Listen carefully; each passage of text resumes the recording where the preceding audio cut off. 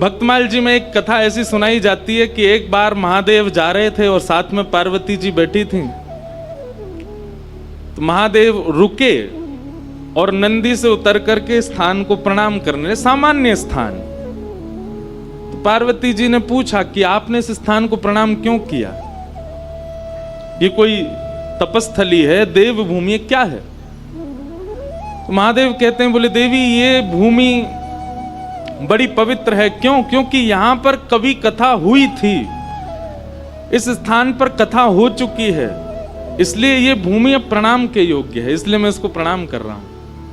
आपको लगता है कि कथा में संत जन पधार रहे हैं, विशिष्ट जन पधार रहे हैं, कथावाचक आ रहे हैं, बड़े बड़े श्रेष्ठ जन आ रहे हैं? नहीं।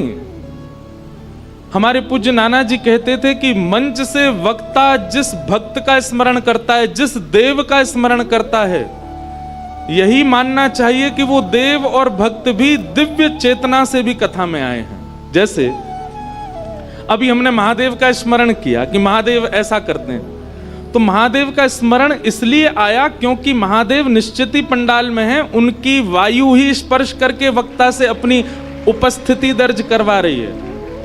हम मीराबाई को रोज याद कर रहे हैं, तो निश्चित ही भेष बदल करके भक्तिमती मीराबाई बैठती होंगी कथा में।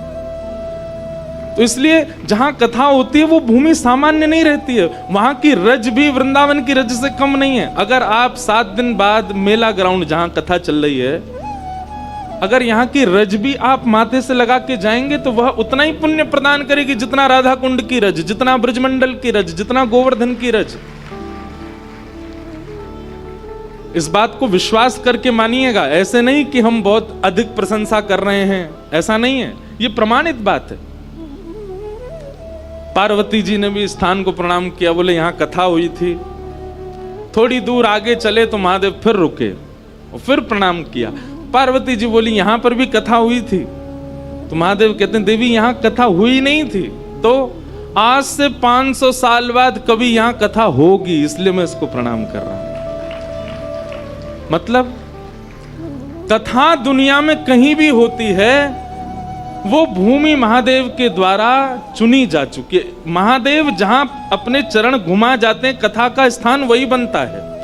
वो बात अलग है कि हम बाद में फिर कमेटी से पूछ रहे हैं, फिर गवर्नमेंट से परमिशन ले रहे हैं, कहीं मेला ग्राउंड कर रहे हैं, एग्जीबिशन ग्राउंड कर रहे हैं, वो बात अलग है। पर कथा एक बार जहां होती है वो स्थान पहले ही चुना जा चुका है।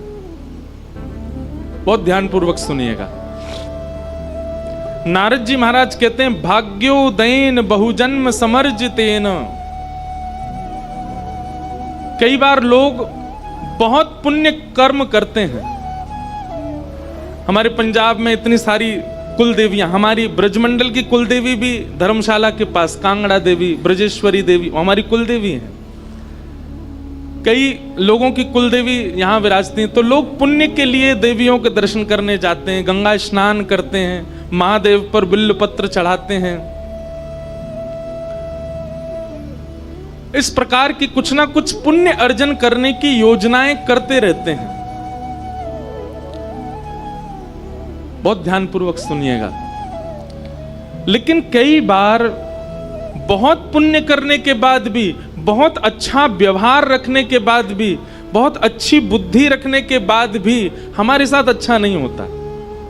कुछ ना कुछ चलता ही रहता है और फिर हम ये सोच में पड़ जाते हैं कि मैंने कुछ इतना खराब तो किया नहीं, फिर मेरे साथ ऐसा क्यों होता है।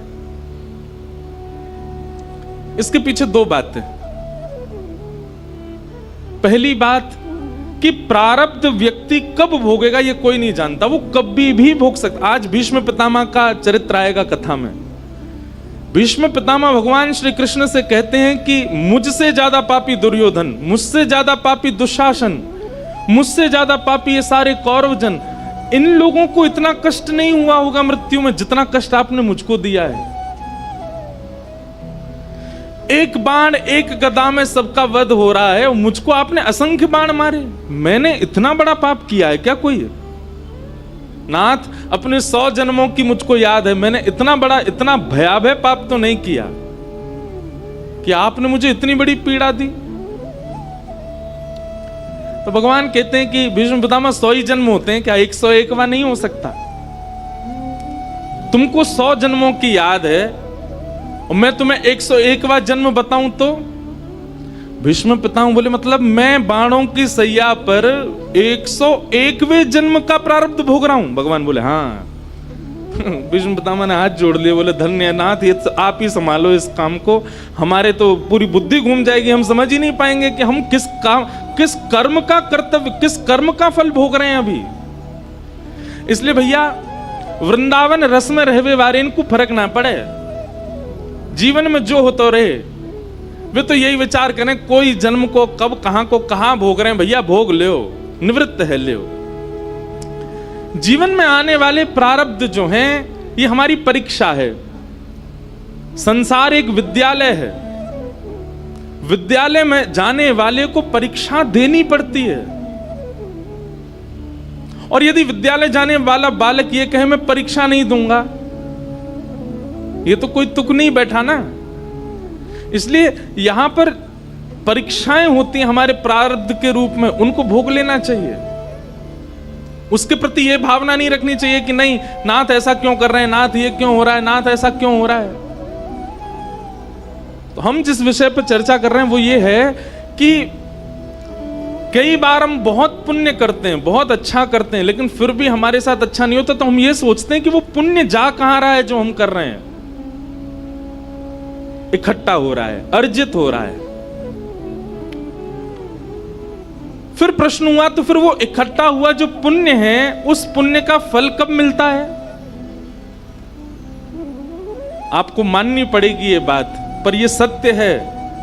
भागवत जी कहती हैं जिस समय आप कथा सुनने का मन बनाते हैं और भगवत चर्चा सुनने के लिए पंडाल में उपस्थित होते हैं, उस समय यही सोचना चाहिए हमारे द्वारा जितने किए गए पुण्य हैं उन सबके फल के रूप में आज हमको हरि चर्चा मिल रही है, भगवत चर्चा मिल रही है।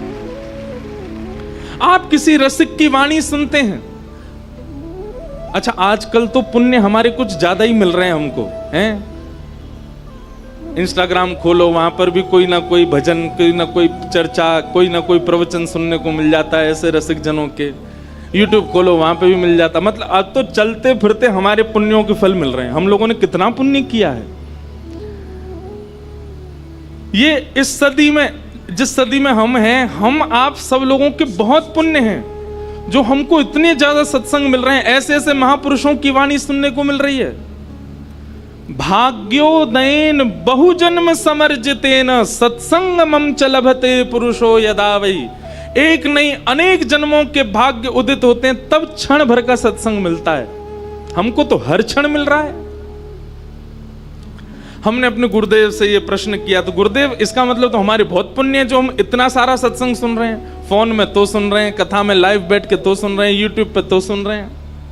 तो हमारे गुरुदेव ने एक बहुत अच्छी बात कही, सत्संग चलते फिरते सोते उठते गाते सुनना ये पुण्य का फल नहीं है। पुण्य का फल कब है? बोले जब जो सुनी गई बात है वो जीवन में उतरे, तब समझो हाँ ये पुण्य का फल मिला। सत्संग तो रावण भी सुनता था कभी कभी, सत्संग तो कभी कभी राक्षसों को भी नारद जी जा जा करके सुनाते थे, पर उन पर प्रभाव नहीं होता था उसका। तो इसका मतलब ये थोड़ी है कि उनका पुण्य था। पुण्य तब मानो जब वो घटे, जीवन में उतरे। तो ये हमारा धन्य, हमारे पुण्य है कि आज भागवत की कथा हमको सुनने को मिल रही है, और वह भी सामान्य नहीं, वृंदावन रस में ओतप्रोत कथा सुनने को मिल रही है। ये हमारा सौभाग्य है। वेद व्यास जी महाराज, जिन्होंने हिंदू वैदिक सनातन धर्म को अनेक ग्रंथ प्रदान किए, मानव कल्याण के लिए वेद व्यास जी ने सबसे पहले 4 वेदों को लिखा। बंधुओं, पहले एक ही वेद था, उस वेद का नाम क्या था? प्रणव। प्रणव का मतलब क्या होता है? ओमकार। पहले एक ही वेद था। मतलब एक प्रकार से देखें तो प्राचीन काल में ऐसा होता था कि मंच पर बैठकर के व्यास केवल ओम शब्द का उच्चारण करता था और हजारों श्रोताओं को अपने प्रश्नों के उत्तर मिल जाते थे। वेदः प्रणव एवाग्रे। व्यास जी ने विचार किया कि कलयुग आने वाला है, लोगों की बुद्धि इतनी सक्षम नहीं है कि ओम से कल्याण कर लें। तब उन्होंने 4 वेद लिखे, ऋग्वेद, यजुर्वेद, सामवेद, अथर्ववेद।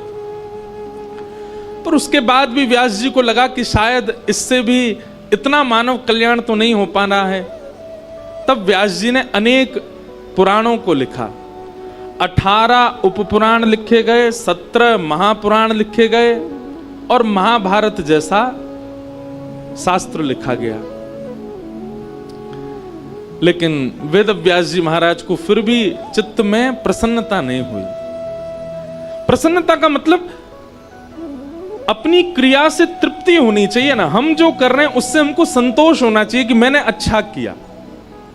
हमारे विपराग जी कोई गाना गाते हैं तो ये जब गाना गा के निकलते होंगे, ये उसी समय सोच लेते होंगे अगर इनको संतोष हुआ होता है तो वो निश्चित है कि सब उसको सुनेंगे ही सुनेंगे। जब क्रिया करने वाले को अपने कार्य से स्वयं संतोष नहीं होता ना, तो निश्चित है कि उससे किसी को संतोष नहीं होगा। बहुत ध्यानपूर्वक सुनिएगा। घर की माता जी या बहन जी या पत्नी भोजन बनाती, अगर वो संतोष नहीं है अपने बनाने वाले, वो पहले ही आपको थाली परोसते हो कि आज दाल ना इतनी बढ़िया नहीं बनी होगी, आप खा लेना, बस पेट भर लो। आज सब्जी ऐसे ही होगी, आप बस पा लो, आज मेरा मन नहीं लग रहा था। संतोष जब तक क्रिया में नहीं आता तब तक वो क्रिया किसी को संतुष्ट नहीं कर सकती। वेदव्यास जी महाराज को अपनी कृतियों से संतुष्टि नहीं हो रही थी। उनको कहीं ना कहीं लग रहा था कि मैंने कुछ छोड़ दिया है, कुछ रह गया है। तब वहां नारद जी का आगमन हुआ। ये बहुत बहुत सुंदर प्रसंग है। जो लोग भी अपनी क्रियाओं से असंतुष्ट रहते हैं, बहुत ध्यानपूर्वक सुनिएगा। नारद जी का आगमन हुआ और नारद जी महाराज आकर के बोले, व्यास जी आपके शोक का कारण मुझे पता है। व्यास जी बोले, देखिए मैंने कितनी पोथियां लिख दी, मेरा मन नहीं भरता है, मेरे मन को आनंद नहीं मिल रहा है, क्यों? तब नारद जी ने उनको एक सूत्र बताया। बोले, व्यास जी आपने जितने भी ग्रंथ लिखे हैं, जितने भी पुराण लिखे हैं, सब में 4 बातों को ही घुमा फिरा करके लिखा है। कौन कौन सी 4 बात? इसको कहते हैं चतुर्विध पुरुषार्थ, धर्म, अर्थ, काम और मोक्ष। आपने जितने भी ग्रंथ लिखे उसमें यही लिखा है कि धर्म कैसे किया जाए। आपने जितने भी ग्रंथ लिखे उनमें यही प्रधानता रखी कि अर्थ कैसे कमाया जाए। आपने जितने भी पुराण लिखे सब में यही है कि कामनाओं की पूर्ति कैसे हो। और अंतिम बात, सबका उद्देश्य आपने यही बताया कि मोक्ष कैसे प्राप्त किया जाए। तो व्यास जी बोले, इसके अलावा और है क्या? तब नारद जी कहते हैं, पंचम पुरुषार्थ। पंचम पुरुषार्थ का नाम क्या है? प्रेम। क्या है? प्रेम। नारद जी कहते हैं, व्यास जी आपने प्रेम को कहीं नहीं लिखा, प्रेम का वर्णन नहीं किया, इसलिए आपका चित्त शांत है। इसका मतलब क्या है? असंतुष्ट रहने वाले लोग ध्यानपूर्वक सुनिए, आपको अपनी क्रिया के प्रति, अपने कर्तव्यों के प्रति यदि प्रेम नहीं होगा, आप असंतुष्ट ही रहोगे। और क्षमा कीजिए, जिस क्रिया के प्रति आपके चित्त में असंतुष्टि है, उस क्रिया को मत कीजिए, छोड़ दीजिए। करिए वही जिसमें आपका मन लगे। अब देखो, गोस्वामी तुलसीदास जी महाराज ने मानस जी की रचना की, तो गोस्वामी जी ने मानस में एक चौपाई लिखी, सिया राम मैं सब जग जानी, करहु प्रणाम जोर जुग पानी। सब में सीताराम जी विराजमान है, मैं सबको प्रणाम करता हूं। तुलसीदास जी ने लिख दिया। अब लिख करके 80 घाट है बनारस में, वहां लिख करके मानस जी को विराजमान करके और आप दर्शन करने के लिए गए काशी विश्वनाथ भगवान का। तभी मार्ग में एक नंदी आ गया, और वो मार्ग के बिल्कुल बीचों बीच खड़ा था। तो गोस्वामी जी निकलते समय बोले, अब कैसे निकलूं, इधर से जाऊं उधर से? वो नंदी पूरा खड़ा है मार्ग में। तो आपने थोड़ा हल्ला किया और हल्ला करके उसको ऐसे हाथ दिखा करके, जैसे जानवर आ जाए तो उसको भगाते हैं, ऐसे आपने उसको भगाया। गोस्वामी जी दर्शन करके जब लौट करके आए तो उन्होंने जो चौपाई लिखी थी, सिया राम मैं सब जग जानी, करहु प्रणाम जोर जुग पानी, वो अपने आप अंतर ध्यान हो गई। गोस्वामी जी बोले, मैंने इतनी सुंदर चौपाई लिखी थी कि सिया राम जी को सब जग में देख करके सबको प्रणाम करो, ये अंतर ध्यान क्यों हो गई? तभी आपके नेत्रबंद हुए, और नेत्रबंद होते ही हृदय में एक ध्वनि प्रकट हुई। बोले क्योंकि आप केवल लिख रहे हो, लिखी हुई वस्तु पर आपको खुद भरोसा नहीं है। आज एक नंदी आया तो आप उसको राम जी ना जान करके और जानवर समझ के भगा रहे थे। स्वयं लिख रहे हो सिया राम मैं सब जग जानी, तो फिर नंदी को क्यों भगाया? उसमें भी तो राम जी उसको प्रणाम कर लेते। तब राम जी के मन में, तब श्री गोस्वामी तुलसीदास जी के मन में यह भाव आया कि जब तक किसी कृति के प्रति पूर्ण विश्वास और प्रेम नहीं होगा, वो आनंदित नहीं कर सकती। हम उन लोगों से भी निवेदन करेंगे, नाम जप में अगर मन नहीं लगता है ना, नाम जप में अभी इतनी रुचि नहीं होती, तो आप दूसरे साधनों को ज्यादा कीजिए। क्योंकि जब तक उसमें रुचि नहीं बढ़ेगी, आप अपराध करेंगे, आपसे कोई ना कोई अपराध बनेगा। कथा में आपकी रुचि नहीं बन रही है, ठीक है, आप धाम के प्रति रुचि बढ़ाओ, आप सेवा के प्रति रुचि बढ़ाओ। लेकिन एक समय आएगा कि धीरे धीरे जिस भाव में आपकी रुचि नहीं है, उसमें रुचि बनेगी। नारद जी महाराज ने आकर के व्यास जी को समझाया, बोले क्योंकि आपके चित्त में आपने प्रेम का वर्णन नहीं किया, इसलिए आपका चित्त अशांत है। हे व्यास जी, प्रेमी व्यक्ति को धर्म से कोई मतलब नहीं होता, प्रेमी व्यक्ति की कोई कामना नहीं होती, प्रेमी व्यक्ति का अर्थ से भी मतलब, अरे कहां तक कहें, प्रेमी व्यक्ति को मोक्ष भी नहीं चाहिए। जिसको ये चारों नहीं चाहिए, उसके लिए आपने क्या लिखा? कुछ भी नहीं। इसलिए आपका हृदय अशांत है। प्रेमा पुरर्थो महान, प्रेम जिससे बड़े जीवात्मा के चित्त में, ऐसा कुछ लिखो। सीधी बात, हम पहले दिन भी कथा में बोल चुके हैं कि भगवान दिख रहे हैं तो ये सामान्य स्थिति है, लेकिन भगवान कोई अपने दिख रहे हैं। श्री राधा रमण जी के प्रति प्रियतम का भाव आ रहा है, राधा वल्लभ जी के प्रति लाला का भाव आ रहा है, बिहारी जी के प्रति सख्य भाव आ रहा है, तो समझो कि आपकी भक्ति जो है वो प्रेम लक्षणा हो रही है। अब धर्म अर्थ काम मोक्ष से आप ऊपर उठ चुके हो, क्योंकि ठाकुर जी के प्रति अब भगवत भाव नहीं, अब प्रेम भाव है। मीराबाई, कई बार ऐसी उपस्थितियां उनकी होती थी उत्सव में, उनके लीला में, कि वहां धर्म प्रधान नहीं होता था, क्योंकि उनके लिए प्रेम प्रधान है। सूरदास जी की पूरे चरित्र में आप देखेंगे कई बार धर्म अर्थ काम मोक्ष की सीढ़ियों को छोड़ करके ऊपर चढ़ जाते थे। क्यों? प्रेम प्रधान।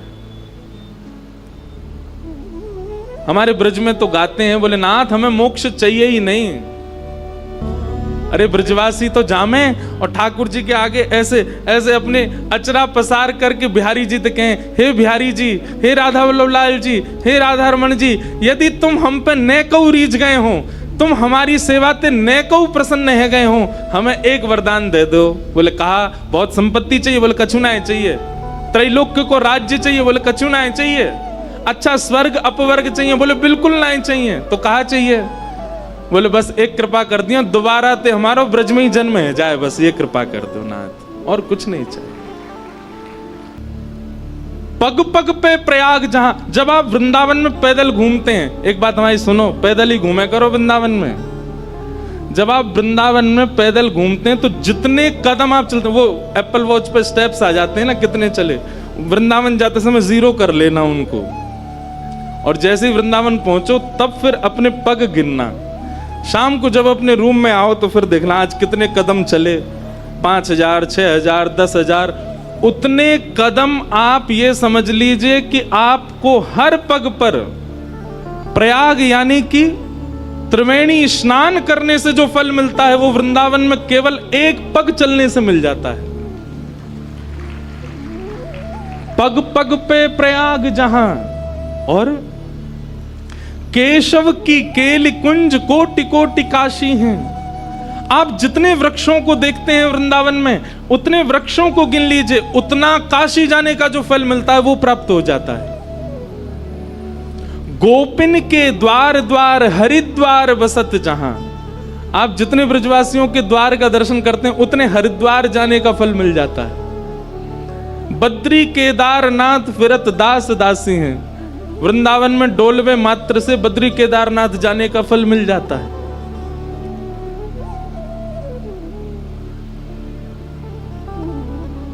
राधा रानी के पग पग पे प्रयाग जहां, केशव की केल कुंज कोटि कोटि काशी हैं, यमुना में जगन्नाथ। जब आप श्री यमुना जी का दर्शन करते हैं तो महाप्रभु श्री जगन्नाथ जी के दर्शन का फल प्राप्त होता है। रेणुका में रामेश्वर, और श्री यमुना जी की जो रेणु है, जो रज है, उसका दर्शन करने से, उसमें विचरण करने से रामेश्वरम जाने का फल मिलता है। तरु तरु पे पड़े रहत अयोध्या निवासी हैं, वृंदावन के हर मोड़ को पार करने से अयोध्या जाने का फल मिल जाता है। गोपिन के द्वार द्वार हरिद्वार बसत जहां, बद्री केदारनाथ फिरत दास दासी हैं। भैया आप लोग तो एक दिन 2 दिन के लिए वृंदावन जाते हो तो आपको ये फल मिलता, हमारा तो जन्म ही वृंदावन में भयो। स्वर्ग अपवर्ग लेकर करेंगे हम क्या, जान लो हमें हम वृंदावन वासी। वृंदावन साधारण नहीं है। हमारे हरिराम व्यास जी गाते हैं, वृंदावन सांचो धन भैया, वृंदावन सांचो धन भैया। बस बंधुओं, वृंदावन में एक चीज का ध्यान रखना है हमेशा, कभी भी वृंदावन के ब्रजवासी, वृंदावन में आवे वाले दर्शनार्थी, वृंदावन में रहने वाले भजनानंदी, किसी के भी प्रति, चाहे वहां के बंदर ही क्यों नहीं हो, चश्मा ले जाएं तो राजी राजी दे ही दो, ले जा भैया। भैया वृंदावन के बंदर चश्मा ले जाएं, मानो आपसे यूं कह रहे हैं हमारे ठाकुर को नकली आंखन ते मत देख, असली आंखन ते देख, चश्मा पहन के काई को आयो है। हमारे वृंदावन के बंदर पर्स चुरा के भाग जाते हैं, यूं कह रहे हैं कहा करेगा इतनी संपत्ति को लुटा दिया है।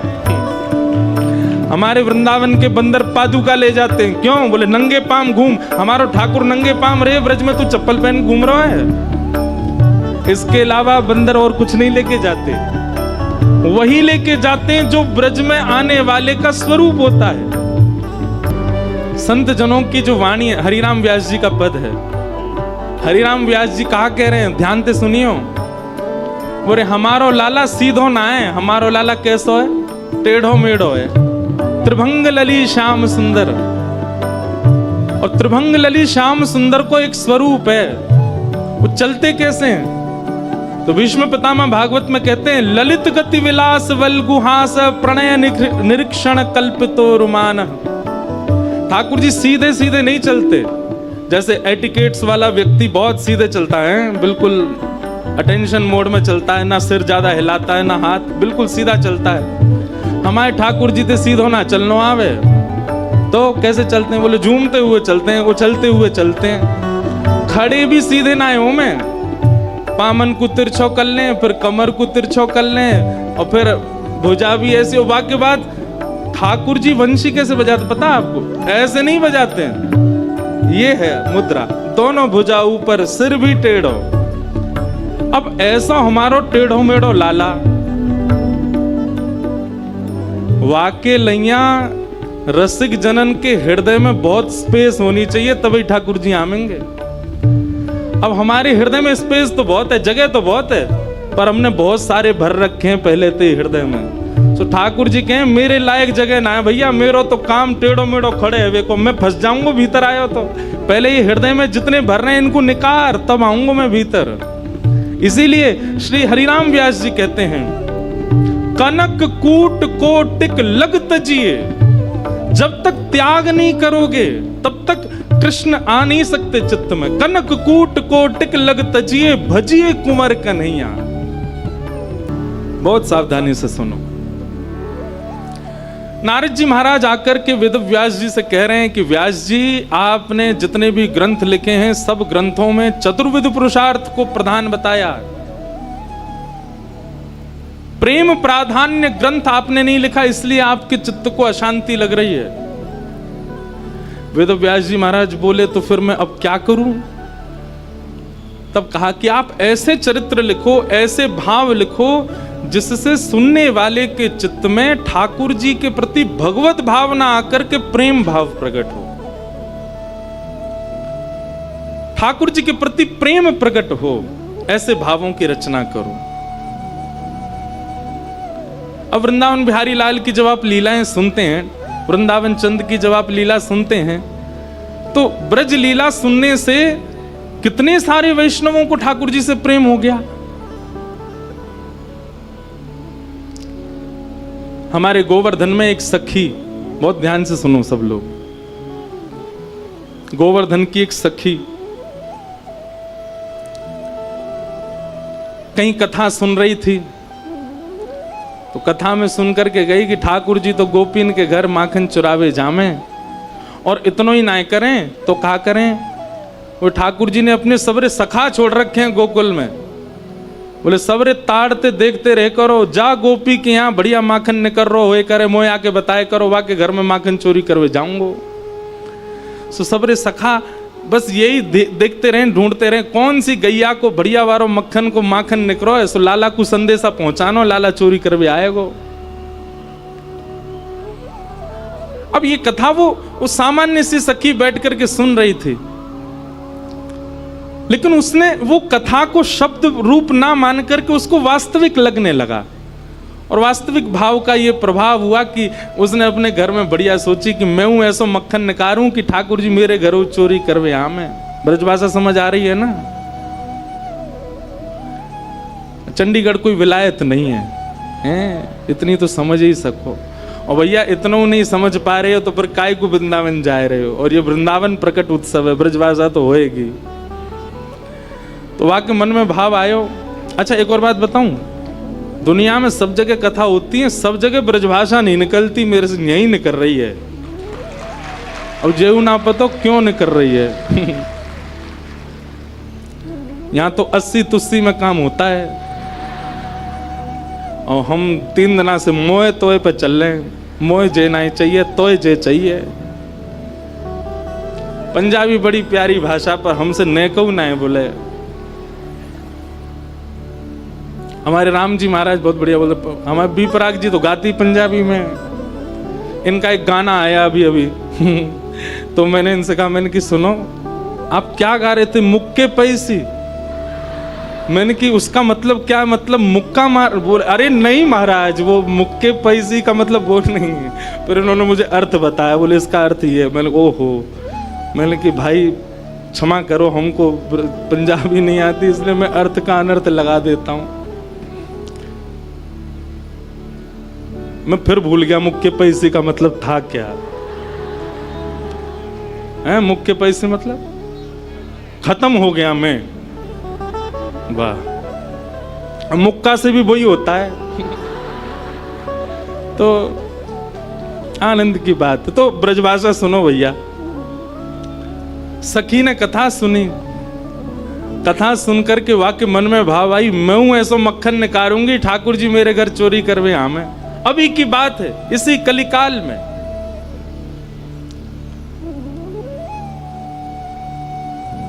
अब मक्खन निकाल लियो, निकाल करके माने मटका में मक्खन सजाए लियो, और वाकई मन में आई कि ठाकुर जी को कैसे पता चले कि मैंने मक्खन निकालो है। तो दर्शनार्थी दर्शन करने जाते थे, उन्हीं दर्शनार्थियों में मक्खन लेके जाती। तो सब तो सामग्री मंदिर में चढ़ा देते, वो चढ़ाती नहीं, पीछे खड़े होकर के वहीं से मक्खन के पात्र को ठाकुर जी को दिखाती, और ठाकुर जी दिखा कहती, धोरी गैया के दूध सो बढ़िया रात में जमाए करके मैंने दही निकारो, वाह दही से ऐसा बढ़िया मक्खन निकारो लाला। लेकिन ये मैं तो दे के ना जाऊंगी, अपने घर में छीका पे लटकाए के रखूंगी, तेरी इच्छा होए तो चोरी करवे आ जाइयो। श्रीनाथ जी के मंदिर में जाके ठाकुर जी को लोभ देती है।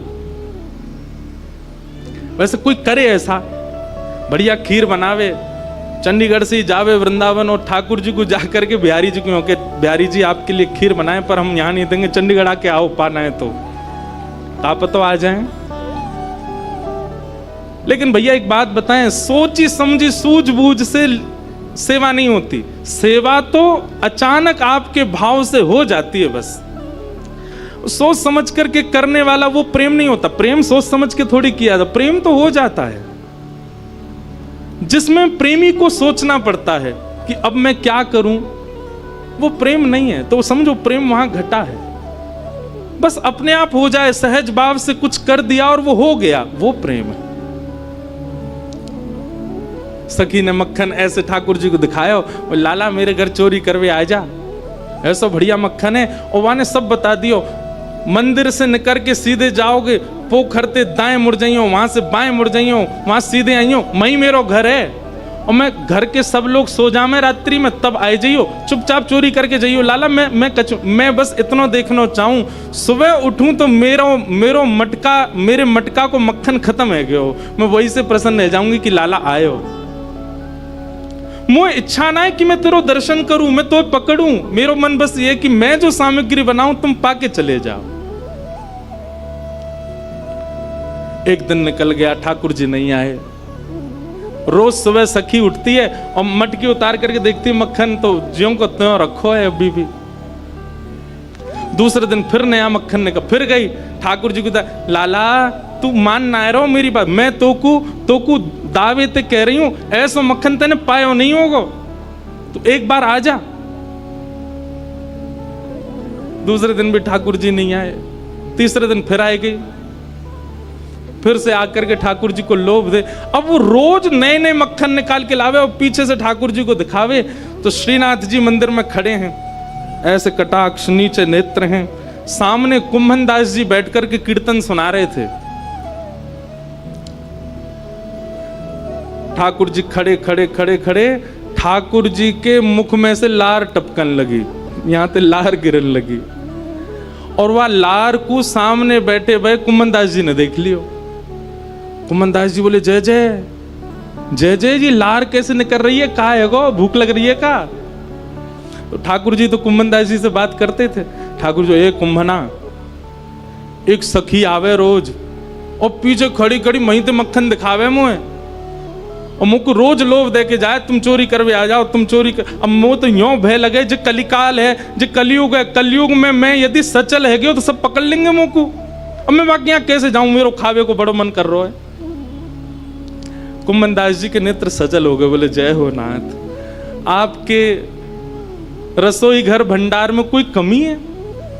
अरे इतनो मक्खन, इतनो दही, इतनो दूध, इतनी गौशाला, इतनी गैयान को दूध रोज आपके मंदिर में आवे, वही सखी कोई क्यों चाहिए? बोले, अरे तो तू ना समझेगो, वो बड़े प्रेम ते आवे और सब तो चढ़ा जामे यहाँ पे।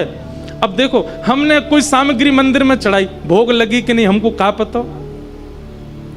इतने लोग लाते हैं सामग्री, सबका भोग लगता है, कोई जरूरी थोड़ी। पर वाके मन में ये भावना है कि तुम मेरे घर आओ, दर्शन भले ही मत दो, पाके चले जाओ, मुझको ये लगे कि हाँ तुमने पा लियो। कुंभन दास जी बोले, जय जय, तो बताओ कहा करना है? चलें चोरी करवे? कुंभन दास जी बोले, जे द्वापर ना है, कलयुग है, सोटा पड़ेंगे, तुम मुंह पड़ेंगे, मुंह कहा समाचार जागो, जय जय पिट गए हो। ठाकुर जी पिट गए। ठाकुर जी बोले, ना पिटेंगे तो ना है हम, खैर इतनी तो हमारी अभ्यास है चोरी को, लेकिन अकेलो ना जाऊंगा, तू चले तो चले। कुंभन दास जी बोले, मैं बड़ो बूढ़ो। कुंभन दास जी ये कौन से पता है? ये मैं खुद भूल गया, ये सबसे आगे वाले कुंभन दास जी हैं, वीणा लेके बैठे। कुंभन दास जी बोले, मैं बड़ो बूढ़ो, मैं कैसे जाऊंगा? बोले, कछु मत करियो, बस फुर्ती रखियो, फुर्ती, बाकी सब मैं संभाल लूंगा। बड़ी प्यारी कथा है।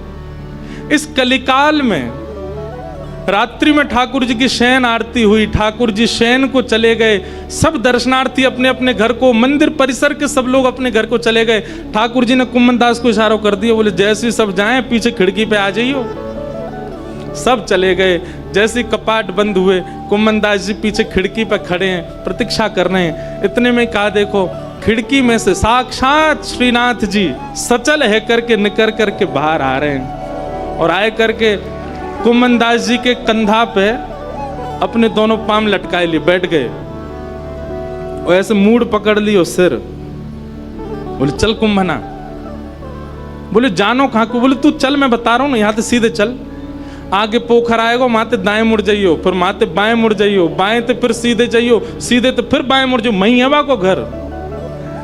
कुम्मनदास जी बोले पूरी दुनिया आपका पथ जानती है, पर आप अपने प्रिय का पथ जानते हो नाथ। ये सौभाग्य है उस सखी का कि आप उसका पथ जानते हो, आप उसका मार्ग जानते हो। कुम्मनदास जी ने दोनों पाम पकड़ रहे, छोटे से ठाकुर जी कंधा पे बैठे हैं और सब बता रहे हैं, यहाँ ते यूं मुड़ जा, यहाँ ते यूं मुड़ जा, सीधा चल, अब देख जे आगोवा गोपी को घर, अब मैं मुख्य द्वार ते तो जाना सके, सो कहा कियो अपनी पीतांबरी फेंकी ऊपर छत पे, और वहां पे है के ऊपर ठाकुर जी चढ़ गए, पर कुम्मनदास खींच लियो और छत से सीधे अंगना में पहुंचे। मां देखी एक छींका पे मक्खन रखो, ठाकुर जी देख वो धरो, कुम्मना तू खड़े हो जाओ, मेरे पाम पकड़ लियो, देख या मक्खन खाएंगे हम। कुम्मनदास जी खड़े हैं और ठाकुर जी अभी तो लटका के पाम बैठे हुए, अब ठाकुर जी ने दोनों कंधान पे पाम धरे, सिर पकड़ करके धीरे धीरे उठे, छींका पकड़ लियो और छींका में ते ठाकुर जी मक्खन निकारे और मक्खन निकाल के चाटे और प्रेम से पामे। कुम्मनदास जी बोले जय जय, मैं हूं आया हूं संग में मुंह पवाए दो। अरे अरे मैं तो भूल ही गया, रुक जा, बड़ो जोर को मक्खन है। निकाल करके ठाकुर जी ने पायो और जितनो जीव में आयो, बाकी जो बच गयो, ऐसे नीचे हाथ करके कुम्मन जल्दी मुंह खोल अपनो। अब कुम्मनदास जी मुंह खोले, ठाकुर जी आंख पे लगा में, नाक पे लगा में, और जैसे ही मुख में दियो है, ठाकुर जी के हस्त कमल सो मक्खन मुख में जाते ही कुम्मनदास जी तो मंत्र मुग्ध हो गए। कुम्मनदास जी के हाथ वाथ सब ढीले हो गए। ठाकुर जी बोले कुंभना में गिर जाऊंगा, संभाल के पकड़। हाँ जय जय पकड़ू। जैसे ही पकड़ करके ऊपर ने देखना चाह रहे कैसे चोरी कर रहे हैं ठाकुर जी, जैसे ही ऊपर दृष्टि करी, ठाकुर जी की धोती ढीली है कि नीचे सरक रही। कुम्मनदास जी बोले जय जय जय जय जय जय, हो है जाएगी, जल्दी आगू पकड़ो। सोई ठाकुर जी ने 4 भुजा धारण करी, 2 भुजा से तो अपनी धोती पकड़ी और 2 भुजा से छींको पकड़ के खड़े हैं। कुम्मनदास जी बोले जय हो चतुर्भुज भगवान, शंख चक्र गदा पद्मधारी चतुर्भुज तो बहुत देखे, पर मक्खन चोरी कर, मक्खन हरण चतुर्भुज पहली बार देखे। बोलो मक्खन हरण चतुर्भुज नाथ की। 2 भुजा से धोती पकड़ के बैठे हैं, 2 भुजा से छींको पकड़ रखो है। कुम्मनदास जी वह रूप को देख करके आनंदित है। पहले तो कुम्मनदास जी ने मक्खन पायो तो मंत्रमुग्ध है गए, लेकिन अब चतुर्भुज रूप में जब ठाकुर जी को देखो, अब भैया कोई ठाकुर जी को देख ले वो होश में रह सके? कुम्मनदास जी के तो हाथ ढीले पड़ गए, नेत्र बंद है गए, भावावेश में चले गए। अब कुम्मनदास जी के तो तन हिलन लगो।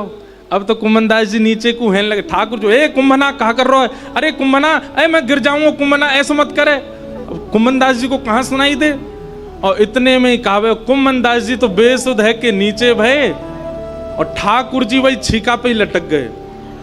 और ठाकुर जी जैसे ही लटके सो छीका पे तो मटकी नीचे गिर गई। मटकी नीचे गिरते जोर की आवाज भई, पूरे घर के लोग उठ गए, ओ चोर आ गए, चोर आ गए, चोर आ गए। सखी ने उठाया मोटो वारो बांस और निकर के जैसे ही बाहर आई, कुम्मनदास जी तो बेसुध पड़े। ठाकुर जी झटपट उछल करके छत पे है करके माथे भाज गए, कुम्मनदास जी वहीं रह गए। सखी ने आए करके महाराज कुम्मनदास जी में डंडा दिए 15-20, लेकिन कुम्मनदास जी तो नेत्रों से नीर बहा रहे हैं, मंत्र मुग्ध है करके पड़े हैं। ने प्रकाश कियो और प्रकाश करके देखी है कौन, देखूं तो सही। और जैसे ही देखे श्री कुम्मनदास, ए बाबा ए कुम्भना, तुम तो वहां मंदिर में कीर्तन गाओ हैं बाबा, तो शर्म ना आई है? अब घर में चोरी करवे आयो है, मक्खन चुरावे आयो? जो मक्खन ठाकुर जी के काजे निकालती वह तू चुरावे आयो? कुम्मनदास जी चरणों में गिर गए उस सखी के और बोले मैंने पूरे विश्व को उनका यश गाते हुए सुनो। अरे सखी तेरे धन्य भाग, कल रात्रि में ठाकुर जी तेरो यश मुंह को सुना रहे। बोले ऐसे मक्खन निकारे, ऐसे मटकी में धरे, बाको घर यहाँ है, यहाँ कुएं, ऐसी है वैसी है, तेरो यश ठाकुर जी गावे। पर ये तेरो यश गावत है, पर ये तेरो यश गावत है। कुमनदास जी कह रहे हैं वो तोसो इतनो प्रेम करें, इतनो प्रेम करें, इतनो प्रेम करें। ठाकुर जी बोले, सखी बोली कितनो प्रेम करें? अरे सखी तू अगर लाला को कहीं बेकऊ आवेगी ना तो वो बिकऊ जाएंगे तेरे हाथन से, इतनो प्रेम करें। नारद जी महाराज यही समझा रहे हैं व्यास जी को कि व्यास जी आप ऐसा यश लिखो ठाकुर जी का जिसको सुनकर के श्रोता को ठाकुर जी से प्रेम हो। आप उनको भगवत तत्व में मत दिखाओ, उनके प्रति श्रद्धा उठे, विश्वास उठे, समर्पण उठे, ये सामान्य बात है, पर उनके प्रति प्रेम उठे ऐसा यश गाओ। तब वेद व्यास जी महाराज ने श्रीमद् भागवत ग्रंथ की रचना की। बोलो भागवत महापुराण की। श्रीमद् भागवत का एक ही उद्देश्य है, आपके भीतर श्रद्धा प्रकट करना नहीं, आपके भीतर आस्था प्रकट करना नहीं, आपके भीतर ठाकुर जी के प्रति अनुराग प्रकट करना नहीं, आपके चित्त में ठाकुर जी के प्रति प्रेम प्रकट हो। वो प्रेम के अधिकारी केवल वही हैं और कोई है ही नहीं संसार में। ये भागवत जी प्रस्तुत करते हैं, इसलिए भागवत जी की रचना सामान्य नहीं है। भागवत ग्रंथ यदि श्रीमद् भागवत हमको वेद व्यास जी ने प्रदान नहीं की होती तो मैं कहता हूं कि हमको सूरदास, मीराबाई, करमेती बाई, कर्मा बाई कोई नहीं मिलता। ठाकुर जी से प्रेम करने वाले भक्त मिले ही भागवत जी के बाद हैं, उनके अलावा प्राप्त नहीं होते। भागवत जी ने ही सबके चित्त में प्रेम को प्रदीप्त किया है, उदित किया है। ऐसी भागवत जी की रचना हुई और श्रीमद् भागवत रचना करके वेद व्यास जी महाराज ने सबसे पहले श्रीमद् भागवत जी को अपने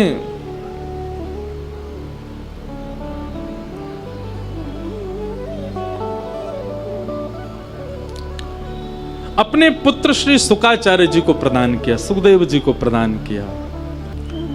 जितने भी पिता यहां पर बैठे हैं बहुत ध्यानपूर्वक सुनिएगा। संपत्ति पुत्र को नहीं देनी चाहिए, तो किसको देनी चाहिए? संपत्ति पात्र को देनी चाहिए। पुत्र जब तक पात्र ना बन जाए तब तक उसको अपनी संपत्ति मत दो। पिता का कर्तव्य है, पहले पुत्र ने जन्म लिया था, पर पिता का कर्तव्य क्या है, मां का कर्तव्य क्या? उसको पात्र बनाए, उसको योग्य बनाए। बोलो वृंदावन बिहारी लाल की। क्या बता रहा था मैं? हाँ, पात्र बनाए।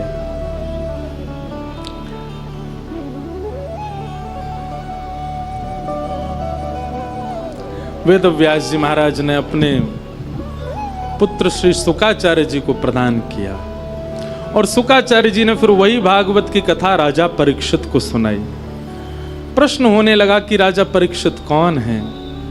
तब यहां से महाभारत का प्रसंग सुनाया गया। महाभारत का प्रसंग है तो बिल्कुल अंतिम भाग भागवत में वर्णन किया गया है, उसमें हम ज्यादा नहीं जाएंगे, बहुत अलग विषय हो जाता है। पर परीक्षित को 7 दिन में मरने का श्राप कैसे लगा उसके लिए हमको थोड़ा तो सुनना पड़ेगा, इसलिए मैं थोड़ा सूक्ष्म में कह करके और स्तुति प्रकरण की ओर चलूंगा।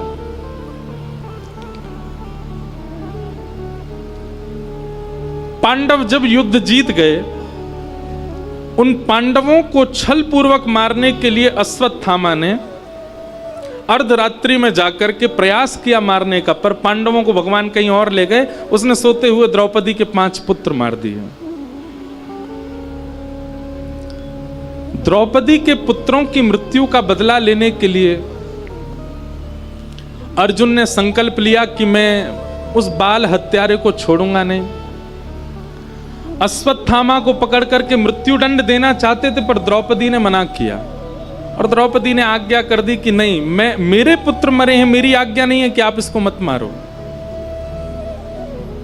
अश्वत्थामा का अपमान करके छोड़ दिया। परंतु अश्वत्थामा के मन में भाव आया,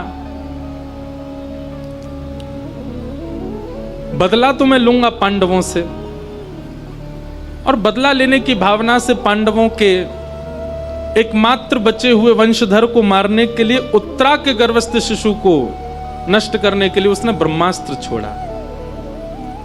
भगवान ने उत्तरा के गर्भ में प्रवेश करके बालक की रक्षा की। वही बालक परीक्षित हैं। जो लोग आते जा रहे हैं चुपचाप आके बैठ जाओ, बेचारे ऐसे लग रहे हैं जैसे कैद से छूट के आए हैं सबरे। आज सिक्योरिटी वालों ने इनको आने नहीं दिया, बेचारे अब आ रहे हैं। आपकी खुशी बहुत अच्छी लग रही है, पर ऐसी लग रही है जेल से छूट के आए हो। चुपचाप आके शांति से बैठ जाओ। वैसे एक बात कहें, आप लोग बाहर जब जाते हैं ना पंडाल से, तो वास्तव में आप फिर से कैद में चले जाते हैं संसार के में। लेकिन जैसे ही आप कथा में आते हैं, मानो ऐसा ही लगता है कि कैद से छूट के मुक्त हो गए हों, अपनों के पास आ गए। अपने कौन है? श्री श्याम सुंदर, श्री किशोरी जी। इसलिए बड़ी प्रसन्नता है, आप सब छूट छाट के आए हो, बैठ जाओ।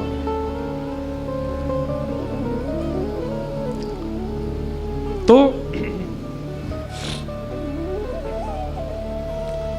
उत्तरा के बालक की भगवान ने रक्षा की। वही बालक परीक्षित है। हमारे पूज्य पिताजी महाराज के पूज्य गुरुदेव अनंत श्री विभूषित श्री रामानुज प्रपन्नाचार्य गुरु जी, वे अपनी टीका में एक बहुत अच्छी बात लिखते हैं, बहुत सावधानी से सुनना। उनका कहना ऐसा है कि जिस व्यक्ति ने अपने संपूर्ण जीवन में श्रीमद् भागवत का आश्रय लिया है, जय हो, पूज्य श्री भगवत धाम वाले महाराज जी हमारे मध्य पधारे हैं। बोलो गंगा मैया की जय। जय। बिल्कुल ध्यान पूर्वक बैठो।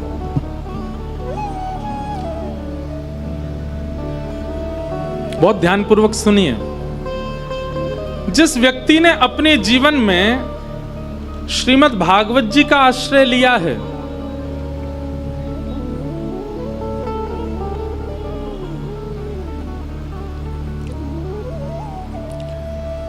ऐसे व्यक्ति को यह बात विश्वास मान लेनी चाहिए कि जिस प्रकार परीक्षित की रक्षा ठाकुर जी गर्भ में जाकर के करके आ चुके हैं, हमारी रक्षा भी ठाकुर जी नहीं की है। क्यों? ठाकुर जी ने परीक्षित की रक्षा क्यों की? कारण एक ही है, क्योंकि ठाकुर जी जानते हैं भविष्य में चल करके मेरे भागवत का सर्वश्रेष्ठ श्रोता होने वाला है। अपने भक्त बहुत प्रिय हैं ठाकुर जी को, वैष्णव बहुत प्रिय हैं। उनकी हर स्थिति में ठाकुर जी रक्षा करते हैं। और निश्चित है जो भी वैष्णव रूप धारण करता है इस कलिकाल में, उसकी निश्चित है कि मातृगर्भ में ठाकुर जी का उसको दर्शन हुआ है, ठाकुर जी ने उसकी रक्षा की है, इसीलिए वो वैष्णव भाव में आ चुका है। परीक्षित की भगवान ने रक्षा की।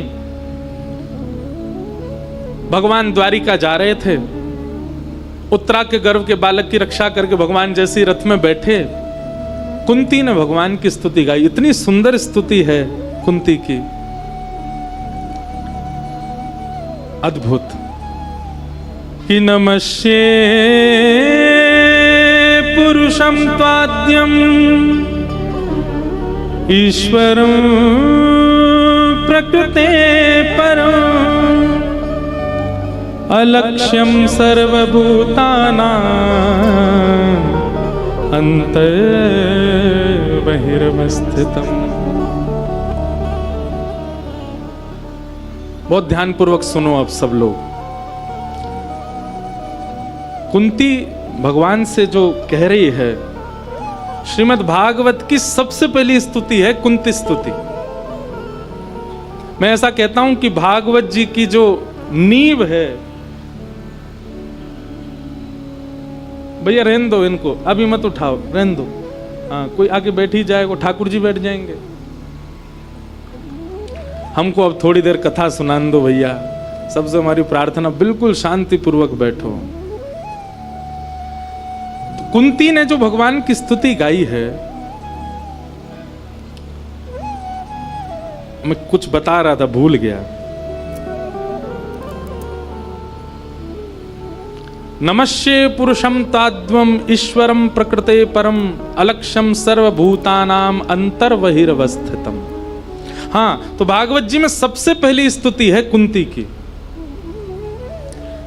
मैं कहा करता हूं, महाभारत के 3 पात्रों को अपने जीवन में जरूर देखिएगा, जरूर सुनिएगा, और तीनों के नाम क से प्रारंभ हैं, कुंती, कर्ण और कृष्ण।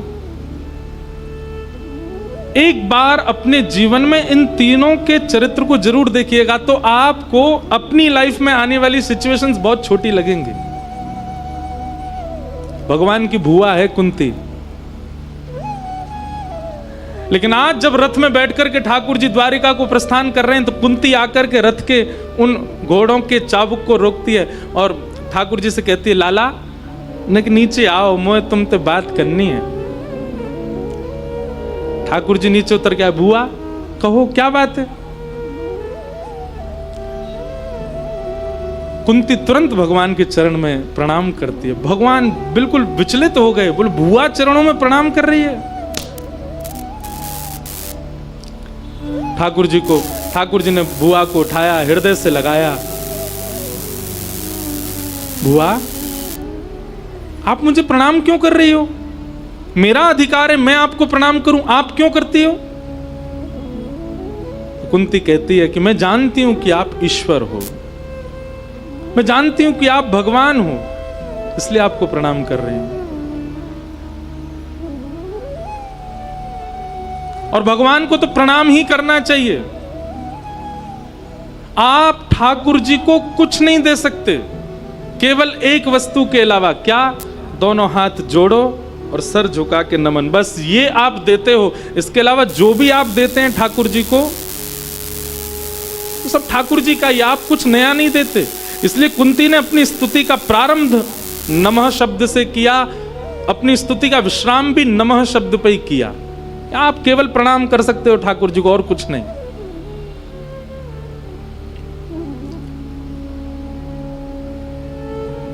भगवान कह रहे हैं, बुआ अब ये क्या मेरे को भगवान भगवान बोल रही हो? कुंती कहती मैं बोल नहीं रही हूं, मैं वास्तविकता आप भगवान हो, इसलिए आपको प्रणाम कर रही हूं।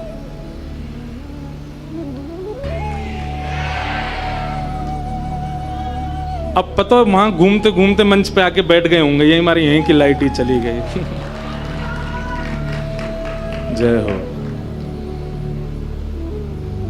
ठाकुर जी भी अद्भुत हैं।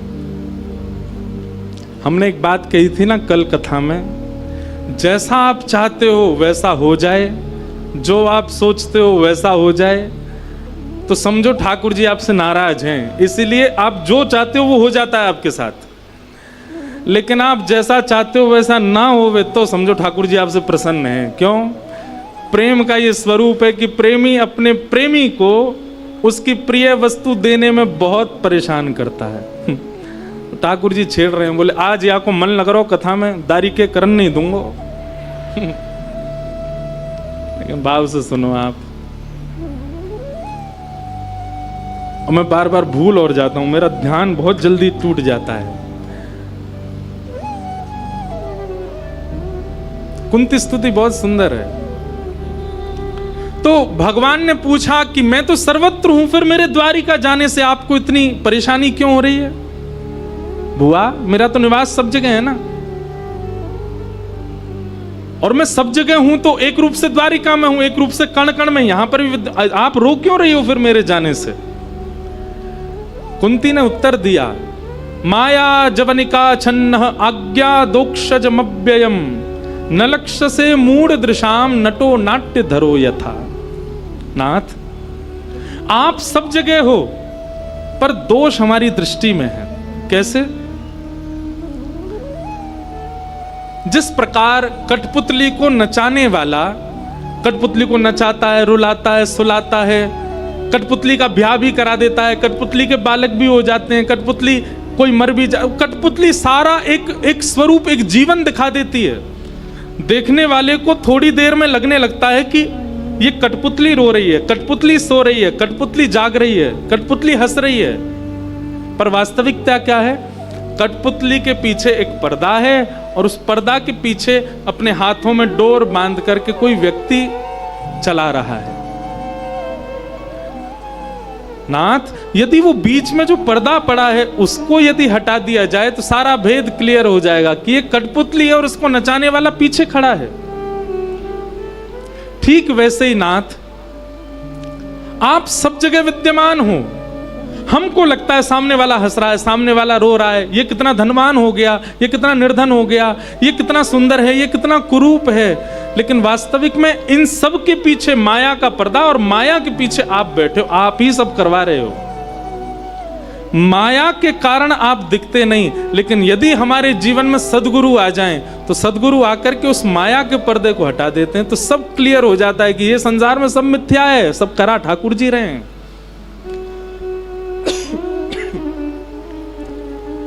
आप सब जगह हो पर माया के कारण नहीं दिखते। जैसा चश्मा वैसी दुनिया।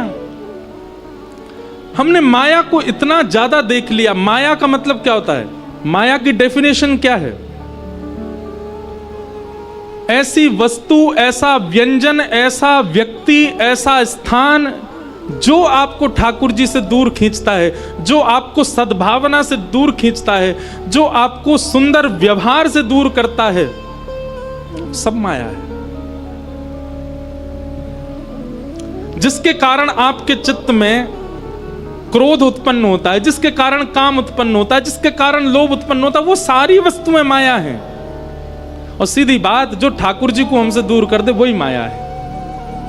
ठाकुर जी जाके कारण हमसे दूर चले गए, वो माया है।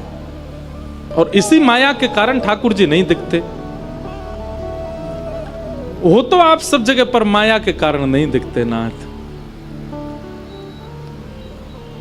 कुंती ने स्तुति गाई, और स्तुति गाते हुए कुंती ने अपनी स्तुति में एक शब्द कहा है, और वो शब्द क्या है? अद्भुत। बहुत ध्यानपूर्वक सुनिएगा। कुंती ने यहां पर एक शब्द का प्रयोग किया है, जिस शब्द से कुंती की स्तुति बाकी सबकी स्तुतियों से ऊपर हो जाती है। केवल एक शब्द से कुंती भगवान से कहती है, मैं दावा करके कहती हूं कि आप पूरे विश्व में सबसे ज्यादा प्रेम मुझसे करते हो। बंधुओं, सबसे पहले तो ये विश्वास अपने चित्त में जगाओ, अभिमान नहीं, पर ये विश्वास चित्त में जगाओ कि श्री राधा रमण जी मुझसे प्रेम करते हैं, श्री राधा वल्लभ जी मुझसे स्नेह करते हैं, श्री बिहारी जी का मुझसे प्रेम है। ये विश्वास आप दृढ़ कर लीजिए अपने चित्त में। इसका अभिमान नहीं करना है, पर यह विश्वास रखो, जैसे कुंती ने किया। कुंती भगवान के सामने कह रही है कि मुझे पूर्ण विश्वास है कि आप मुझसे सबसे ज्यादा प्रेम करते हो। भगवान सामने खड़े खड़े मंद मुस्कान, अच्छा बुआ, आप कैसे कह सकती हो कि मैं आपसे सबसे ज्यादा प्रेम करता हूं? तब कुंती कहती है, कंस ने आपसे पूर्व जन्म लेने वाले 6 बालकों को मार दिया था, देवकी मैया के। यथा ऋषिकेश खलीन देवकी कंसेन रुद्धार्थ चिरम सुचार्पितम। देवकी मां ने आपसे पहले 6 बालकों को जन्म दिया, उन 6 बालकों को कंस ने मार दिया। आपने अपने सगे बड़े 6 भाइयों की रक्षा नहीं की, पर मेरे 5 पुत्र पांडवों की आप ऐसे रक्षा कर रहे हो पूरे महाभारत युद्ध में, जैसे कोई छाया किसी के साथ में रहती, ऐसे आप पग से पग मिला करके घूम रहे हो। क्यों? क्योंकि वो मेरे बालक हैं, क्योंकि वो मेरे पुत्र हैं। इससे ये बात प्रमाणित होती है कि आप मुझसे बहुत प्रेम करते हो, देवकी से भी ज्यादा प्रेम करते हो। लेकिन नाथ, मैं भी आपसे एक बात कहना चाहती हूं। क्या?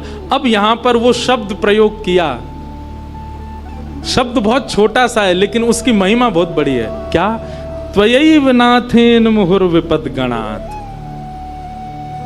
कुंती कहती है, बोले नाथ, इस संसार में अपना कहने योग्य केवल आप हो, केवल आप मेरे हो, और दुनिया में कोई मेरा नहीं है। आप कहोगे महाराज जी इसमें कौन सी बड़ी बात थी? हम सबको अपना मानते हैं, ये भी मेरा है, ये भी मेरी है, वो भी मेरा है, वो भी मेरा है, और सब मेरों के साथ साथ ठाकुर जी भी मेरे हैं। लेकिन कुंती अपने बच्चों के सामने, अपने परिवार के सामने, 5 पांडवों के सामने कहती है त्वयैव नाथेन, केवल आप मेरे हो और कोई मेरा नहीं है, केवल आप मेरे हो। सबने सबको अपना बता करके फिर ठाकुर जी को अपना बताया, पर कुंती कहती है कि मेरा कोई भी नहीं है नाथ, केवल आप हो, केवल आप ही मेरे हो और कोई मेरा नहीं है। त्वयैव नाथेन मुहुर्विपद गणात्। और पूरी स्तुति गाते हुए कुंती अंत में भगवान से कहती है कि नाथ, स्तुति तो बहुत बड़ी है कुंती की, पर मध्य में कुंती कहती है कि मैं आपसे कुछ मांगना चाहती हूँ, आप परमात्मा है ना, मुझे एक वस्तु दे दीजिए। भगवान कहते हैं क्या चाहिए, मांगो। तब कुंती कहती है इस संसार में जितनी भी पीड़ाएं हैं, जितनी भी कष्ट हैं, जितने भी दुख हैं, जितने भी दारिद्र हैं, वो सब मेरे जीवन में आ जाएं, ऐसी कृपा कर दो। मुझे इतना कष्ट दे दीजिए, इतनी पीड़ा दे दीजिए कि मैं उस पीड़ा में ही रहूं नाथ, बस ऐसी कृपा कर दीजिए। भगवान कृष्ण कहने लगे बुआ, तेने अपना पूरा जीवन कष्ट पीड़ा में निकाल दिया और आज तू फिर से पीड़ा मांग रही, क्यों? अरे देख, युधिष्ठिर के सिर पर हस्तिनापुर का राज्य मुकुट रखा है, महाभारत का युद्ध तेरे बालक जीत गए हैं, अब तो खुशी के दिन आए हैं, अब तो आनंद के दिन आए हैं, तो फिर से पीड़ा मांग रही है। कुंती भगवान से कहती है, बोले नाथ मुझे पीड़ा का सुख नहीं है, पर मैंने ये अनुभव किया कि जब से मेरे बालक हस्तिनापुर के राजा बने हैं तब से आपने रट लगा रखी है कि अब मैं द्वारिका जा रहा हूं, अब मैं द्वारिका जा रहा हूं, अब मैं जा रहा हूं। हम लोग 14 वर्ष के वनवास में थे, लाक्षा भवन में जलाने का प्रयास किया, हमारे यहां पर ऋषि को भेज दिया, जा हजारों शिष्यों के साथ जाओ, जाकर के पांडवों के यहां भोजन करके जाओ। हर स्थिति में आपने आकर के हमारी रक्षा की, महाभारत के युद्ध में आपने रक्षा की, लेकिन आज जब हमारे जीवन में सुख आया, हमारे जीवन में आनंद आया, तो आप हमें छोड़ करके जा रहे हो। नाथ मुझे दुख नहीं चाहिए, मुझे आप चाहिए, पर यदि आप दुख की घड़ी में ही साथ रहते हो तो मुझे वो दुख चाहिए। हमारे वृंदावन राधा वल्लभ परंपरा के एक रसिक हुए भोरी सखी, भोरी सखी जी का इतना सुंदर पद है कि नाथ मुझे ऐसा दुख दो। बोले कैसा दुख? आपको जब तक ना निहार लूं मुझे कोई ना सुहावे, चाहे कितना सुंदर व्यक्ति मेरे सन्मुख ना आ जाए, मुझे वो भाए ना जब तक मैं आपको ना देख लूं। और बस्ती छोड़ एकांत बिठावे, बातन सो घबराही। संसार की चर्चाओं में मेरा कभी मन ना लगे, पर जब कोई कहे राधा वल्लभ, श्री हरिवंश, वहीं जाने का मन करे, मन हो कि बस वहीं बैठ कर के मैं सुनता रहूं, संसारी चर्चाओं में मेरा मन ना लगे, संसार की कितनी भी सुंदर बातें हो उनमें मुझको पीड़ा हो, ऐसी कृपा करो नाथ।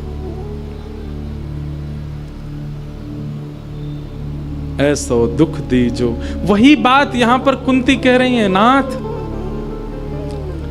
मुझे आप चाहिए, और आप यदि दुख की घड़ी में रहते हैं साथ तो मुझे वो दुख ही चाहिए।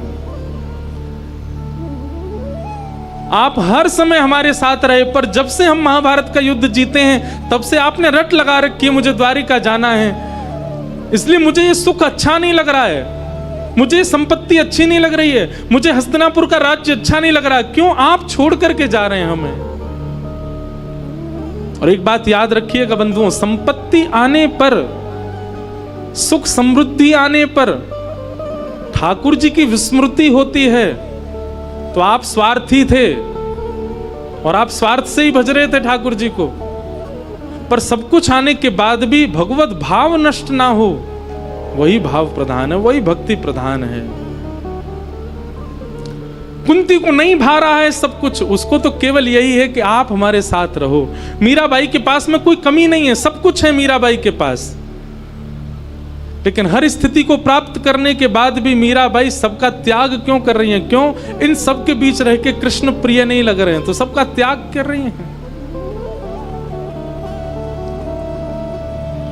भैया, वैष्णव भक्त प्रेम का उपासक वो थोड़ा विचित्र होता है, उसकी स्थिति थोड़ी अलग होती है। संसार के लोग कई बार उसको पागल संबोधित कर देते हैं, पर हां, वास्तविक में वो ऐसा ही होता है।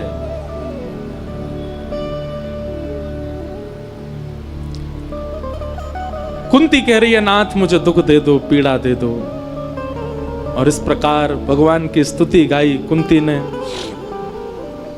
भगवान ने कुंती को हृदय से लगाया और वचन दिया कि बुआ, मैं जिस दिन अपनी लीला पूरी करके जाऊंगा तो अपने संग लेके जाऊंगा। और वही हुआ। जिस दिन ठाकुर जी अंतर ध्यान हुए और यह समाचार कुंती को पता चला, कुंती ने अगले क्षण श्वास नहीं ली है, उसी क्षण प्राण त्याग दिए जिस दिन ठाकुर जी ने अपनी लीला पूरी की। ऐसा भाव कुंती का। कुंती ने भगवान की स्तुति गाई। भगवान कुंती को आश्वासित करके अब रथ में आरूढ़ हुए, बोले अब हम चलें द्वारिका। जैसे भगवान द्वारिका को निकलने लगे तो युधिष्ठिर जी रोने लगे। भगवान युधिष्ठिर के रुदन को देख समझ गए कि इनको अविश्वास है मेरे ऊपर। भगवान युधिष्ठिर को लेकर के रणभूमि में गए। कहां? जहां भीष्म पितामह बाणों की सैया पर लेटे। बंधुओं, एक बात बहुत ध्यान से सुनिए हमारी। जीवन चाहे हमारा जैसा हो, पर मृत्यु हमारी भीष्म पितामह जैसी हो। आप कहोगे महाराज जी मतलब बाणों की सैया पे लेट जाएं हम? नहीं, परिस्थिति भीष्म पितामह जैसी नहीं हो, पर वातावरण भीष्म पितामह जैसा हो जाए। आहा, मैं कई बार भागवत में अपना प्रेरणा स्रोत यदि मानता हूं तो वो भीष्म पितामह को मानता हूं। अद्भुत है भक्ति। भीष्म पितामह ने अपनी इच्छा मृत्यु के वरदान का इतना सुंदर सदुपयोग किया। सामने मृत्यु देवी खड़ी है, हाथ जोड़ करके भीष्म पितामह से कह रही है कि मैं आ जाऊं। भीष्म पितामह कहते हैं अभी नहीं। कब आऊं? बोले जब ठाकुर जी मेरे सामने आ जाएं, उनके रूप का मैं दर्शन कर लूं, तब तुम आना। मृत्यु की प्रतीक्षा कर रही है भीष्म पितामह। बाणों की सैया पर लेटे हैं, संपूर्ण रक्त निकल चुका है तन का, और बस प्रतीक्षा कर रहे हैं श्याम सुंदर आ जाएंगे तब मैं प्राण त्यागूंगा। और तभी भीष्म पितामह देखते हैं पीतांबरी पहने हुए, मोर मुकुट धारण किए हुए, सुंदर मकराकृत कुंडल कानों में पहने हैं, श्याम वर्ण की कांति है, मधुर चंदन की सुगंधी को हवा में बिखेरते हुए, मंद मंद ललित गलित विलास वल्गुहास, टेढ़ी मेढ़ी सी चाल चलते भय श्याम सुंदर उन्हीं की ओर आ रहे हैं। भीष्म पितामह तो आनंदित हो गए। हाँ हाँ, ठाकुर जी आ गए।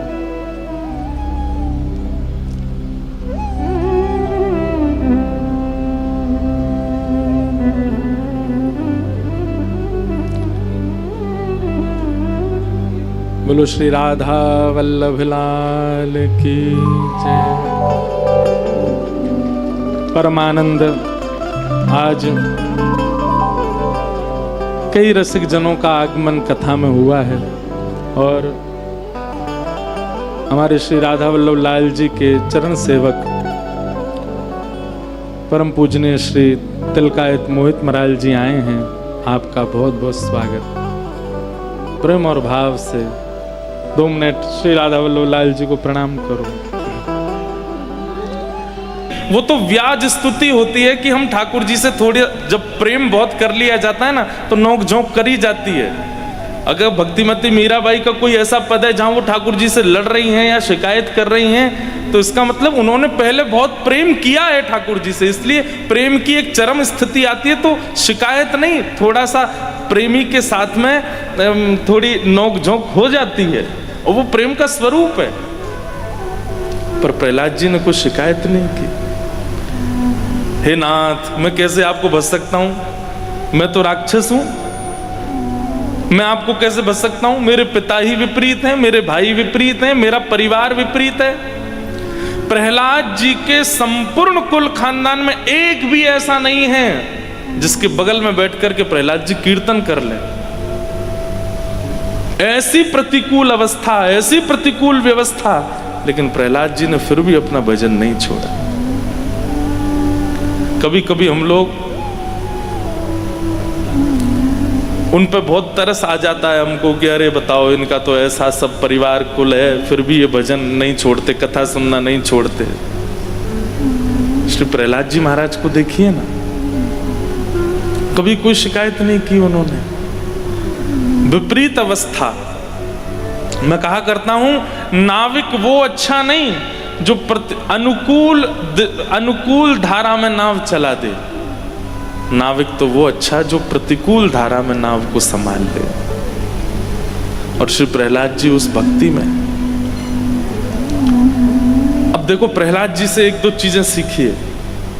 पहली बात, शिकायत नहीं कि ठाकुर जी आपने, मैं क्या करूं, आपने मुझे ऐसा बनाया, आपने मेरा परिवार कुल खानदान सब ऐसा कर दिया, मैं कैसे भजन करूं। नहीं, कोई शिकायत नहीं। प्रहलाद जी महाराज नित्य अपने पिताजी को प्रणाम करते हैं, नित्य अपने भाई बंधुओं को वंदन करते हैं। और भागवत जी में वर्णन है कि श्री प्रहलाद जी महाराज दानव विश्वविद्यालय पढ़ने गए, वहां जाकर के दानवी विद्या भी सीखते हैं। लेकिन इन सब के बाद भी प्रहलाद जी के चित्त पर कोई असर नहीं हुआ। चित्त तो हरि का ही है। एक बात हम खुल के कह दें, मान लीजिए कि आप भजन करते थे और अचानक एक दो साल बाद ऐसा हुआ कि आपकी भक्ति में अब लेश हो गया, अब आपकी भक्ति कम हो गई, अब आप थोड़े से व्यभिचार में पड़ गए। और आपसे किसी ने पूछा, बोले पहले तो भाई तुम बड़े भक्त थे, अब क्या हो गया? बोले यूनिवर्सिटी गए थे पढ़ने के लिए, वहाँ बच्चों का संग ऐसा हो गया, ऐसी संगति मिल गई, ऐसे लोग खाते पीते सब थे, क्या करें, धीरे धीरे हमारा व्यवहार भी बिगड़ गया। इसका मतलब पता है क्या है?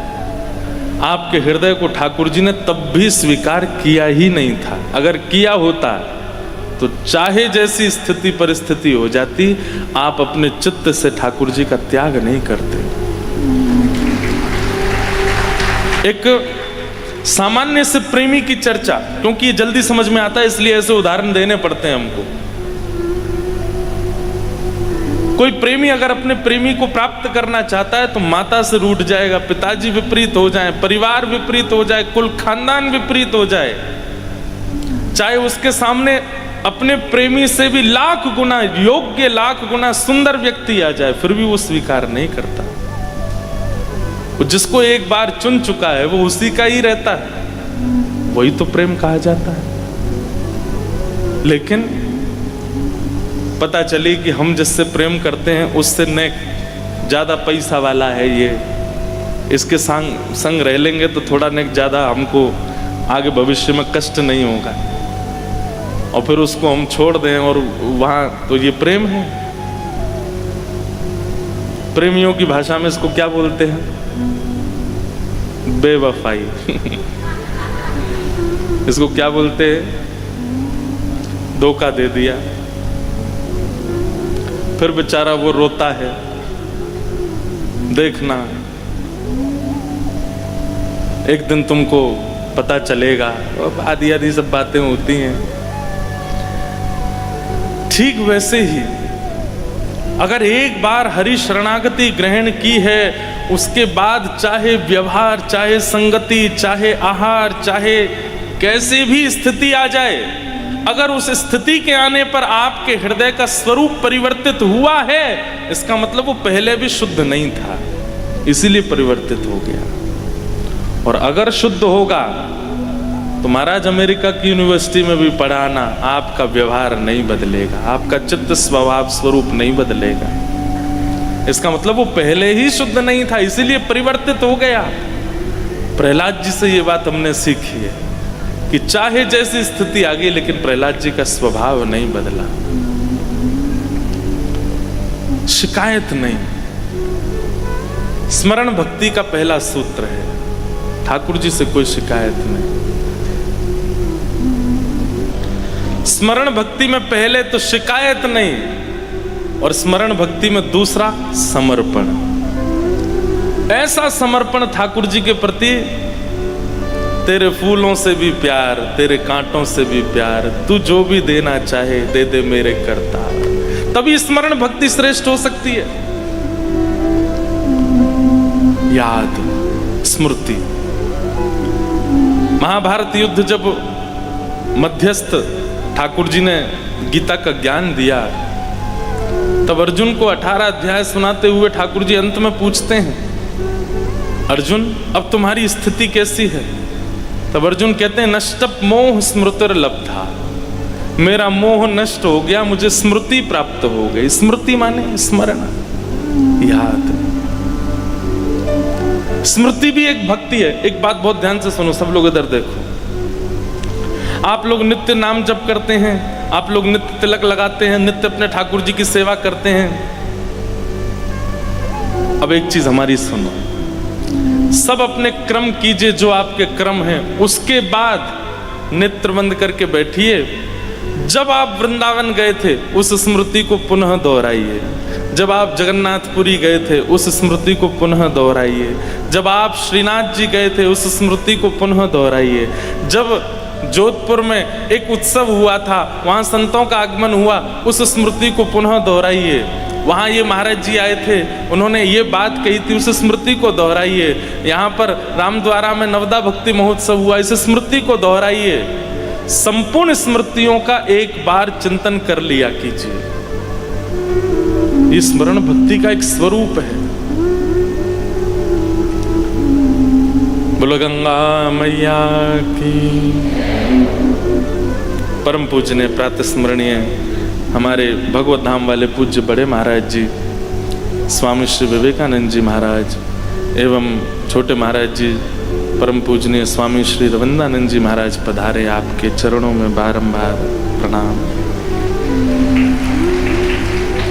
स्मृति, व्यक्ति स्मृति रखता है विवाह की, व्यक्ति स्मृति रखता है अपने पुत्र के पैदा होने की, व्यक्ति स्मृति रखता है सब चीजों की। जब जब अवसर मिले, एकांत होते हैं, तो स्मरण किया कीजिए कि कब प्रथम मिलन हुआ था ठाकुर जी से, कब प्रथम वृंदावन दर्शन हुआ था, अंतिम बार जब वृंदावन गए थे तब कैसी सुगंधी थी, कैसी पवन थी, कैसी वायु थी, कैसे कैसे लोग मिले, कैसे दर्शन हुए, ये सारी अपनी स्मृति में रखिए। इन सब से स्मरण भक्ति पुष्ट होती है, स्मरण भक्ति में पुष्टि आती है। हम लोग याद रखते हैं पर उसका नित्य चिंतन नहीं करते, नित्य स्तवन नहीं करते, नित्य स्तवन नहीं होता। लिख लीजिएगा, अपनी भगवत दर्शन और धाम दर्शन और संत दर्शन की जो स्थिति है उसका नित्य चिंतन करो, नित्य स्मरण करो, नित्य याद करो। जब हुआ था उत्सव तो ऐसा हुआ था, तब ये हुआ था। कल जब हम नौका विहार कर रहे थे तो आपके तन को, पंच इंद्रियों को, आंख, नाक, कान, जीव और त्वचा, इनको जो जो अनुभव हुआ वो सब आपकी स्मृति में आना चाहिए। और स्मृति में आती एक दिन ऐसा आएगा कि आपकी स्मृति में जैसी चिंतन आप करोगे वो घटना आपके तन के साथ घटने लगेगी।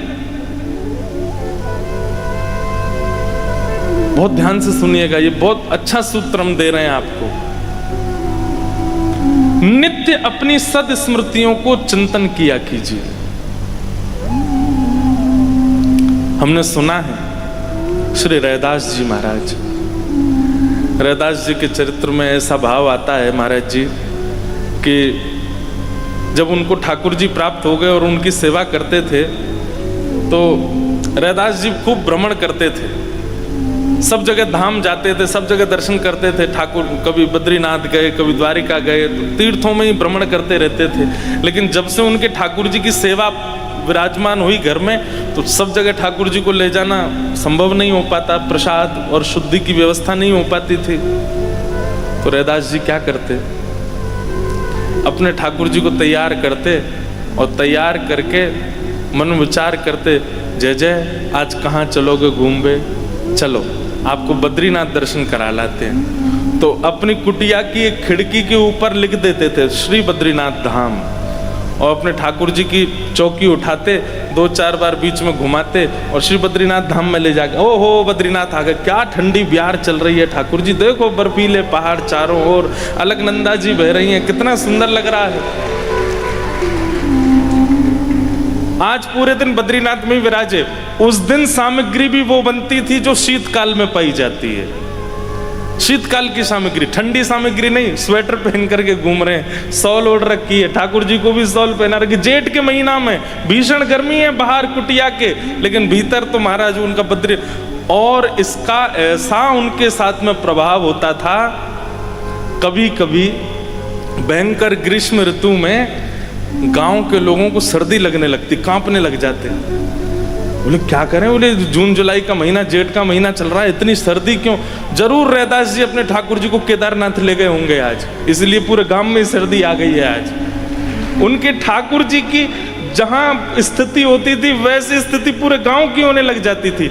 हम कह रहे हैं गांव की तो नहीं होगी, लेकिन अगर कोई एक भक्त जोधपुर में ऐसा हो जाए, सब उसके घर के भैया आज तू एक काम कर, बद्रीनाथ का चिंतन कर ले, बहुत गर्मी पड़ रही है बाहर, पूरे जोधपुर में लेकर हवा तो चल जाए। स्मृति भक्ति में, स्मरण भक्ति में ये सामर्थ्य है कि आप जो स्मरण करेंगे वो आपके तन के साथ घटने लगेगा। इसी को हमारे वृंदावन में महाराज जी मानसी भक्ति कहते हैं, जहां हमारे ब्रज के निकुंज उपासी संत वैष्णव जन नेत्रबंद करते हैं, और नेत्रबंद करते ही ध्यान करते हैं, सुंदर सघन कुंज है, यमुना जी बह रही हैं, आहा सुंदर मोगरा के इत्र डारे गए हैं रज में, खस के इत्र लगाए गए हैं रज में, ऐसी सुगंधी आ रही है। कुंज निकुंज में सुंदर मोगरा के पुष्पों से सजावट की गई है, ठाकुर जी का रत्न जटित सिंहासन विराजमान है, उस पर चंदन के छींटे पड़े हैं। प्रिया प्रियतम दोनों ऐसी पीतांबरी नीलांबरी पहन करके, पामन में नूपुर धारण करके मधुर चाल से चलते आ रहे हैं, छत्र चमर लेकर के सखियां चल रही हैं। और हमारी सेवा क्या है, बोले हमको आज ठाकुर जी ने सेवा दी है, दूर खड़े है कि पंखा जलो, हम पंखा जल रहे हैं और ठाकुर जी हमारी सेवा स्वीकार कर रहे हैं। आप निश्चित मानिए हमारे ब्रज के जो संत मानसी सेवा में जाते हैं, जब वो चिंतन करते हैं और चिंतन करते ही उनके भाव में आता है कि यहाँ रज में आज मोगरा का इत्र है, वो जिस कक्ष में बैठे होते हैं वहां अपने आप मोगरा की सुगंधी आने लग जाती है। वो यदि विचार कर लेते हैं कि आज सुंदर आकाश में घनघोर बादल छाए हैं और रिमझिम वर्षा हो रही है, तो भले ही बाहर बादल ना हो, लेकिन उनके वस्त्रों पर, उनके मुखार बिंद पर, उनके केश पर छोटे छोटे बिंदु प्रकट हो जाते हैं, मानो जैसे सच में वर्षा हो रही हो। स्मरण भक्ति सामान्य नहीं है।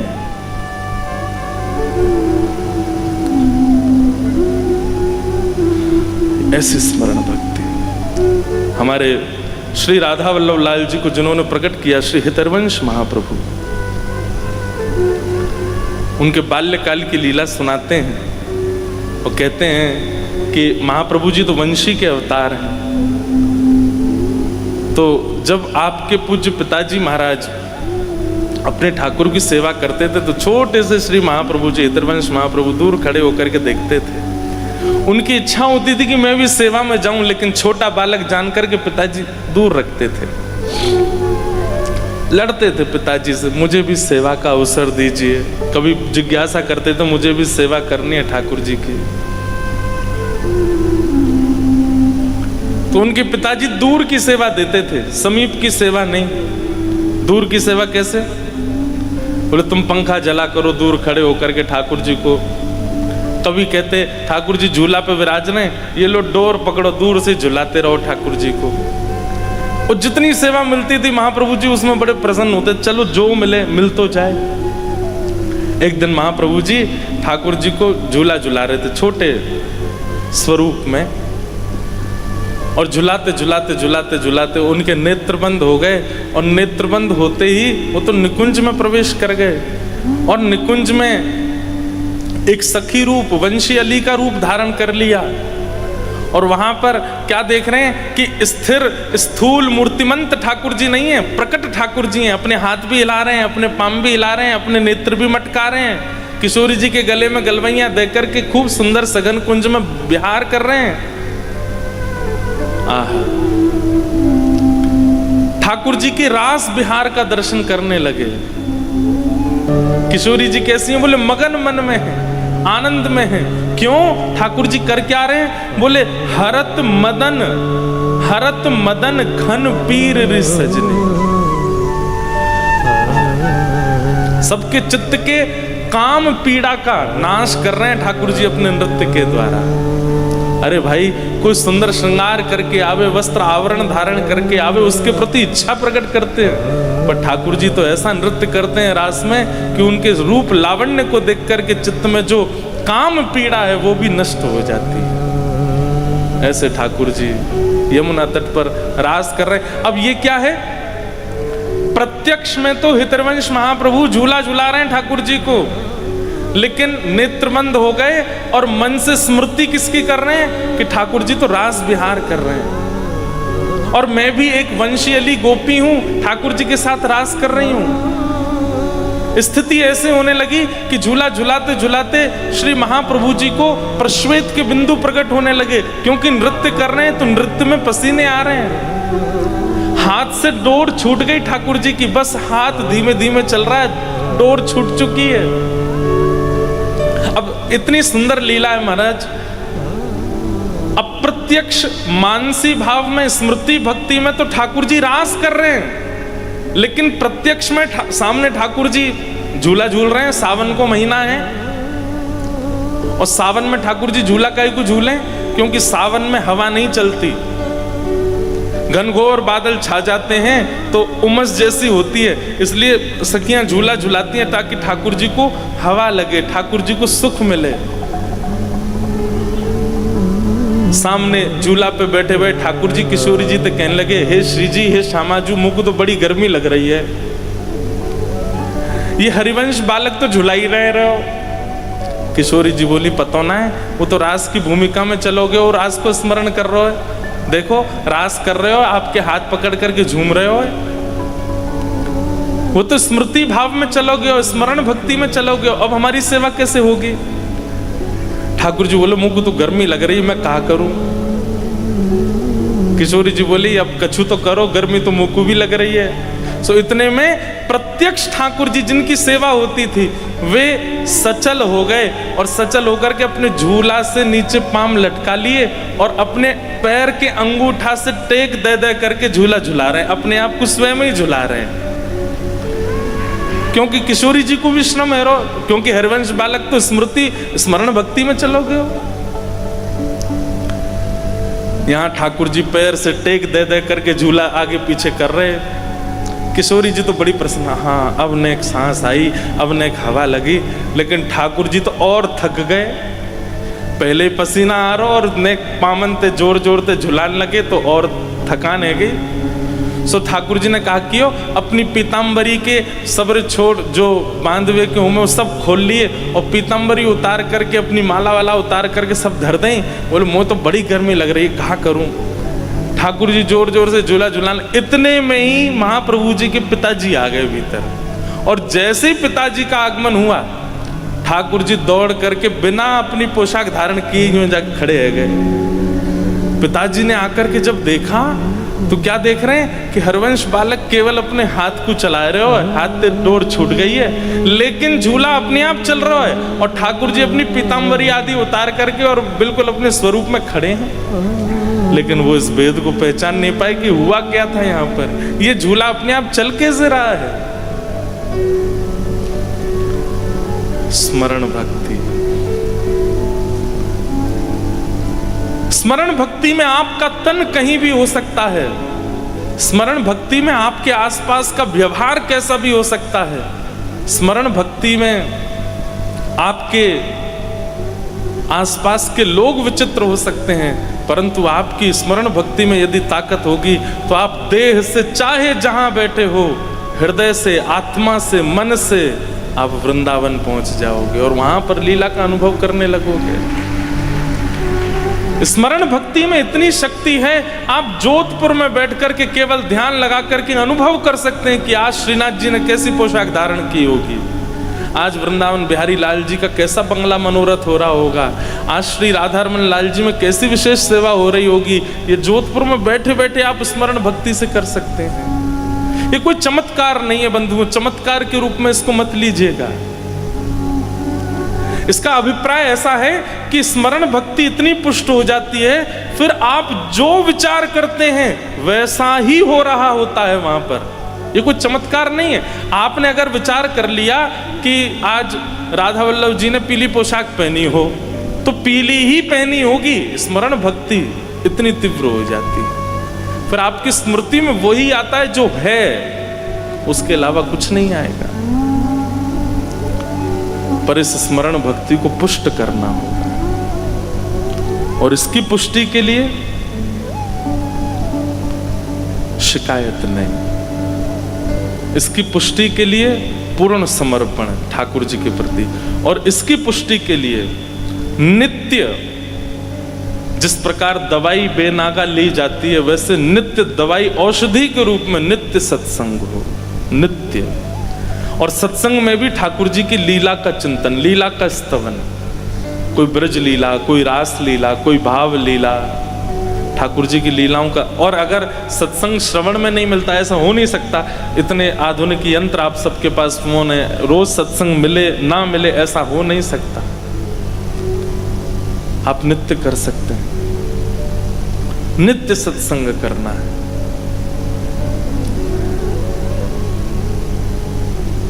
ये तीन कार्य, सत्संग, समर्पण और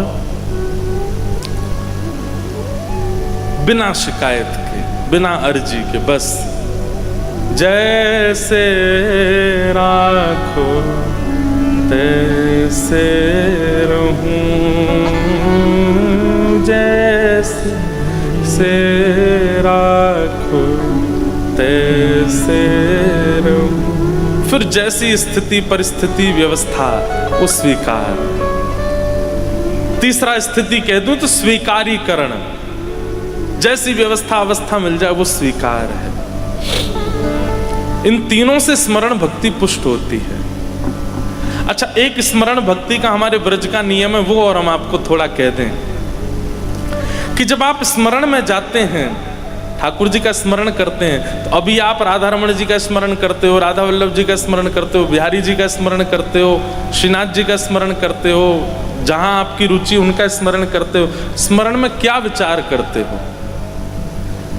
मंदिर में ठाकुर जी विराज रहे हैं, ऐसी पोशाक पहनी है, श्रृंगार आदि, इतने मात्र ये प्रारंभिक स्मरण हो सकता है, लेकिन रोज यही स्मरण नहीं करना है। फिर आप उस स्मरण में थोड़ी परिवर्तन लाओ। अब कैसा परिवर्तन? अपने हृदय कुंज में ही एक सुंदर निकुंज बनाओ अपनी मति के अनुसार। ऐसे वृक्ष हैं, ऐसे पुष्प हैं, ऐसी पवन है, ऐसी नदी बह रही है, ऐसी सुंदर सेज है, और जिनका आप स्मरण करते हो, राधा रमण, राधा वल्लभ, बिहारी जी, श्रीनाथ जी, उन्हीं ठाकुर जी को सचल मान करके वहां विराजमान करो। और सचल रूप में ठाकुर जी आपके सामने सेज पर विराज रहे हैं। उसके बाद अपने गुरुदेव का स्मरण करो। हमारे गुरुदेव कौन? जिनकी कृपा से हम ये सब भाव धारण कर रहे हैं, जिन्होंने हमें नाम दीक्षा, गुरु दीक्षा एवं दिशा प्रदान की, उन गुरुदेव का भी एक आसन लगा दो। बहुत ध्यान से सुनिएगा, बिना गुरुदेव को आसन पधराए यदि आप स्मरण भक्ति में जाएंगे, मानसी भक्ति में जाएंगे, तो हो सकता है आपसे अपराध बने। इसलिए गुरुदेव को वहां विराजमान कर दो, गुरुदेव हमारे बैठे। और उसके बाद स्वयं की जो सेवा आप करना चाहो वो सेवा ठाकुर जी से करो, वार्ता करो, ठाकुर जी की कुछ सुनो, अपनी कुछ सुनाओ। सखा भी आए, मधुमंगल श्रीदामा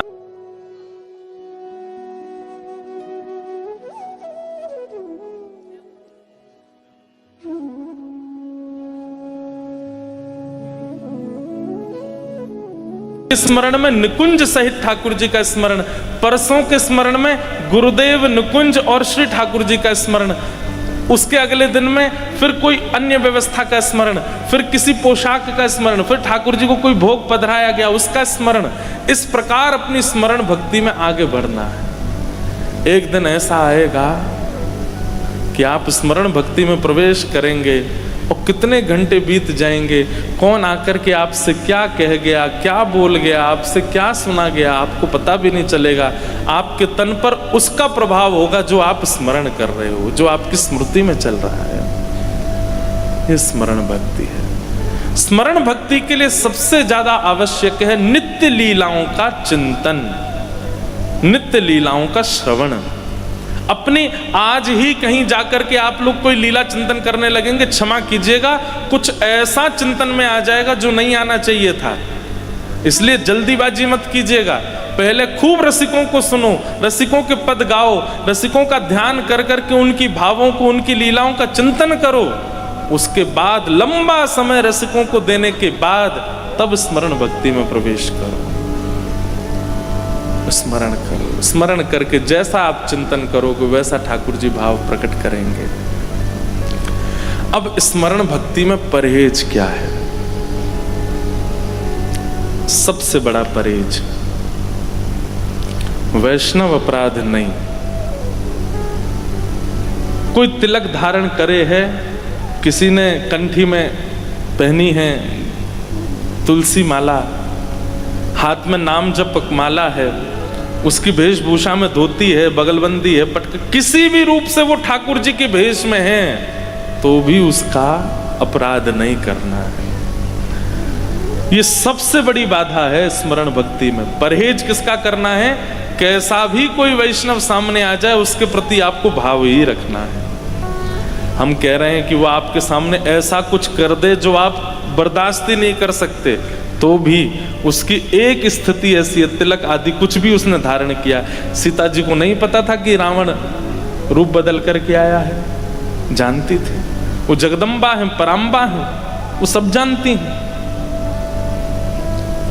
जो राम जी धनुष भंजन करने के बाद सीता जी की ओर चल रहे हैं तो पैरों में उनको पुष्प चुभ रहे हैं, ये तक अनुभव कर लेती हैं सीता जी।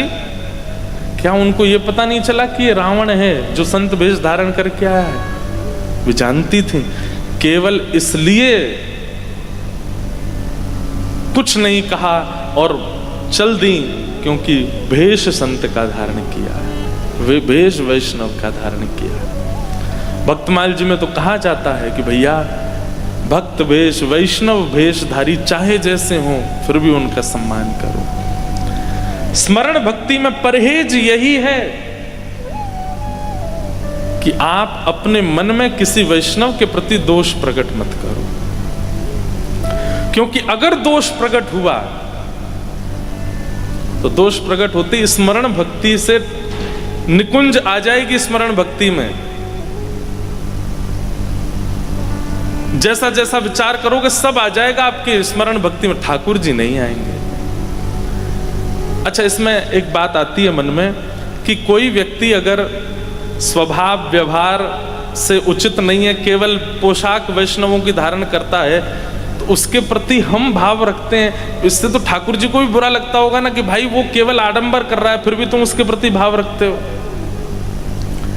ठाकुर जी पर निर्णय छोड़ दीजिए, ठाकुर जी निर्णय करेंगे उसका। आप निर्णय मत कीजिए कि वो उचित है कि नहीं है। आप तो उसके समीप जाओ, आप तो उसको वंदन करो, वैष्णव अपराध नहीं। हमारे वृंदावन में एक महापुरुष रोज चिंतन करते थे ठाकुर जी का, निकुंज का। एक दिन निकुंज का चिंतन कर रहे थे और निकुंज में उन्होंने क्या देखा कि किशोरी जी ठाकुर जी के साथ में वन में विहार कर रही थी, और तभी किशोरी जी की दृष्टि पड़ी, एक सुंदर फल लगा है, पुष्प लगे हैं एक वृक्ष के ऊपर, और किशोरी जी जाकर के उछल उछल करके वो पुष्प तोड़ने का प्रयास कर रही हैं, लेकिन नहीं पहुंच पा रही वहां तक। श्याम सुंदर दूर खड़े खड़े देख रहे थे। किशोरी जी बोली, देखते ही रहोगे दूर खड़े खड़े, यूं ना कि नेक आए करके या कुछ नेक दाल को झुकाए दो, मैंने पुष्प ले लूं, फल ले लूं, बस दूर खड़े खड़े दतुइयां दिखा रहे हो अपनी। ठाकुर जी बोले, नहीं हम देख रहे कि नेकात तुम प्रयास करके देख लो श्यामा जी, फिर मैं आऊं।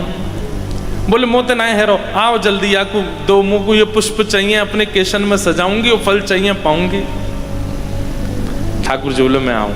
इतने में ठाकुर जी आए और ठाकुर जी ने डाल पकड़ करके नीचे झुकाए दे, लो श्यामाजू तोड़ लो पुष्प। किशोर जी उसमें से पुष्प तोड़न लगी। फल जैसे तोड़न लगी तो फल इतना भारी है कि वो आ नहीं रहे हो। तो ठाकुर जी बोले ऐसे नहीं, डाल पकड़ करके फल तोड़ो।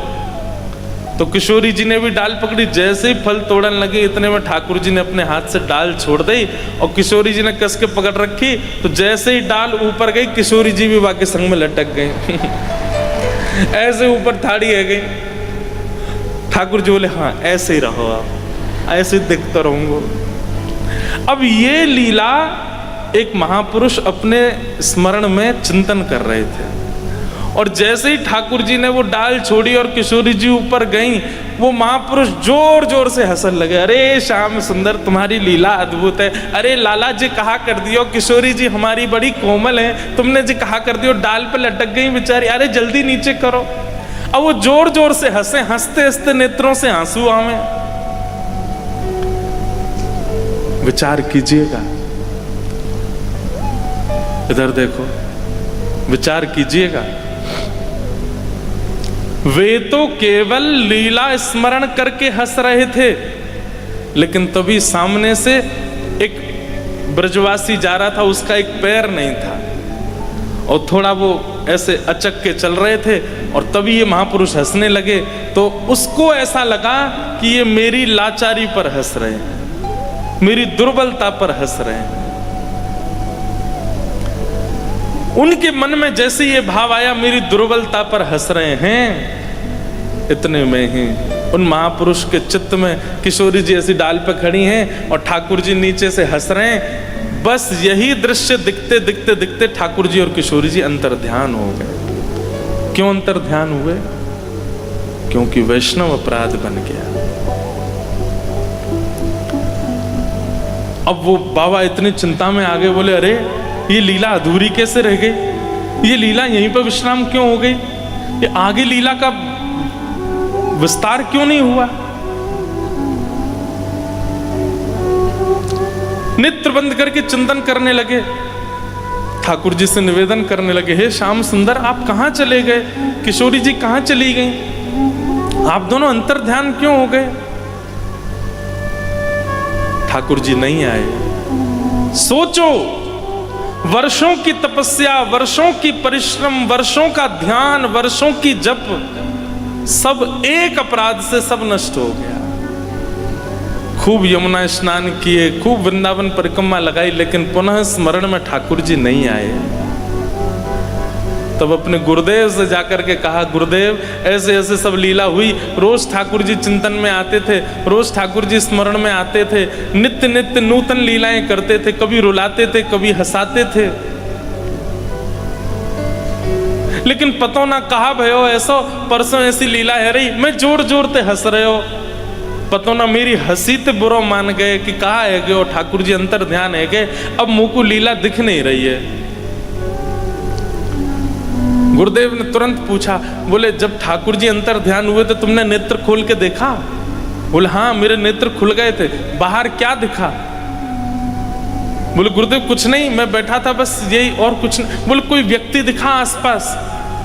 तभी उन्होंने ध्यान से चिंतन कर, हाँ गुरुदेव एक व्यक्ति था, उसके एक पैर नहीं थे, वो लाचार थे, थोड़े से जा रहे थे आगे, थोड़ा लंगड़ा रहे थे।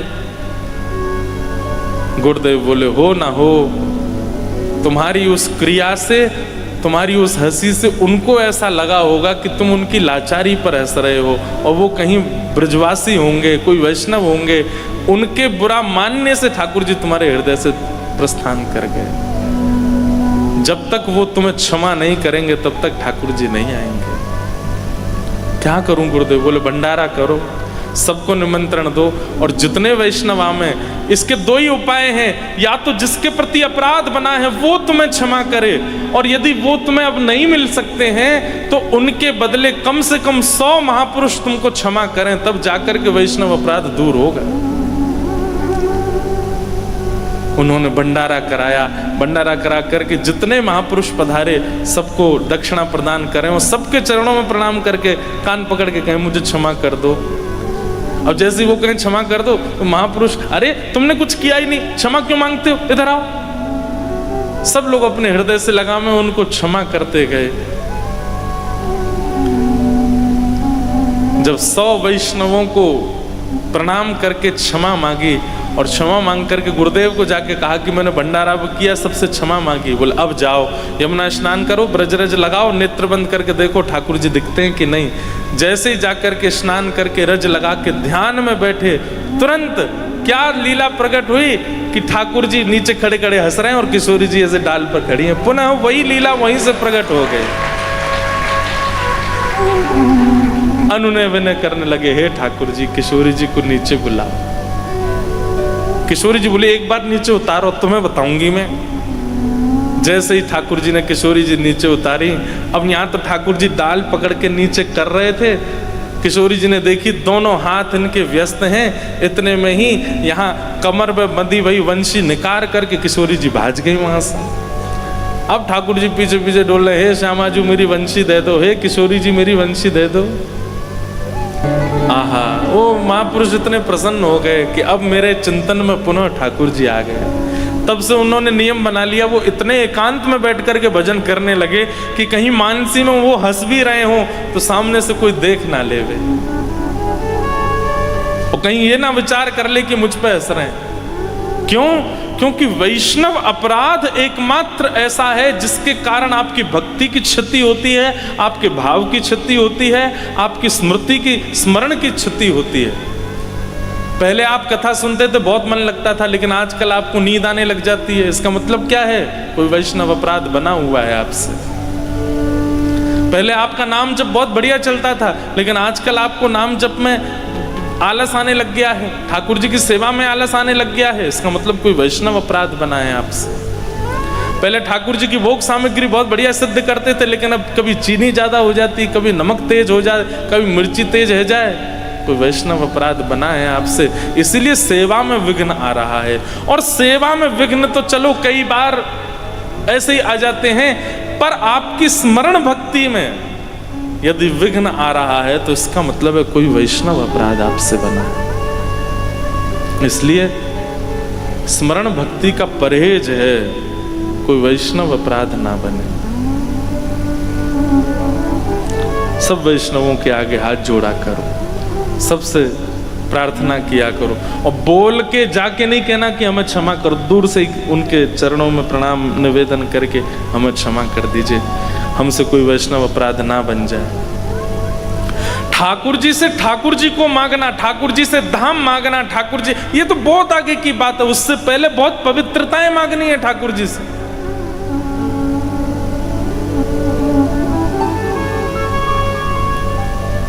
ऐसे भाव। तो स्मरण भक्ति में परहेज क्या है? कोई वैष्णव अपराध ना बने। स्मरण भक्ति में दूसरा परहेज अन्न की शुद्धि, क्योंकि जैसा खाओ अन्न वैसा होवे, और मन ही शुद्ध नहीं होगा तो स्मरण कैसे शुद्ध होगा? इसलिए अन्न की शुद्धि। केवल वो पाना है जो ठाकुर जी को भोग लगता है, जो ठाकुर जी को निवेदित नहीं हो सकता उसका आस्वादन नहीं करना है। हमारे ब्रज में एक संत थे, भोजन के बड़े शौकीन थे। जब अपने गुरुदेव से दीक्षा ली उन्होंने, तो गुरुदेव से कहा, गुरुदेव मुझे कुछ आज्ञा दे दो। तो गुरु जी ने भी ऐसी आज्ञा दी। बोले क्या? बोले केवल रोटी मठा से पाओगे आज के बाद, वो भी भिक्षा लेके। संत के तो हाथ पांव, वो जो नए नए संत बने थे हाथ पांव कांप गए उनके। बोले गुरुजी और जो चाहो कह दो, भोजन का तो कम से कम ये बोल दो कि बढ़िया पाया करूं मैं, बढ़िया पनीर की सब्जी बने, गड्ढे की सब्जी बने, मिर्ची बड़ा बने। जोधपुर का मिर्ची बड़ा।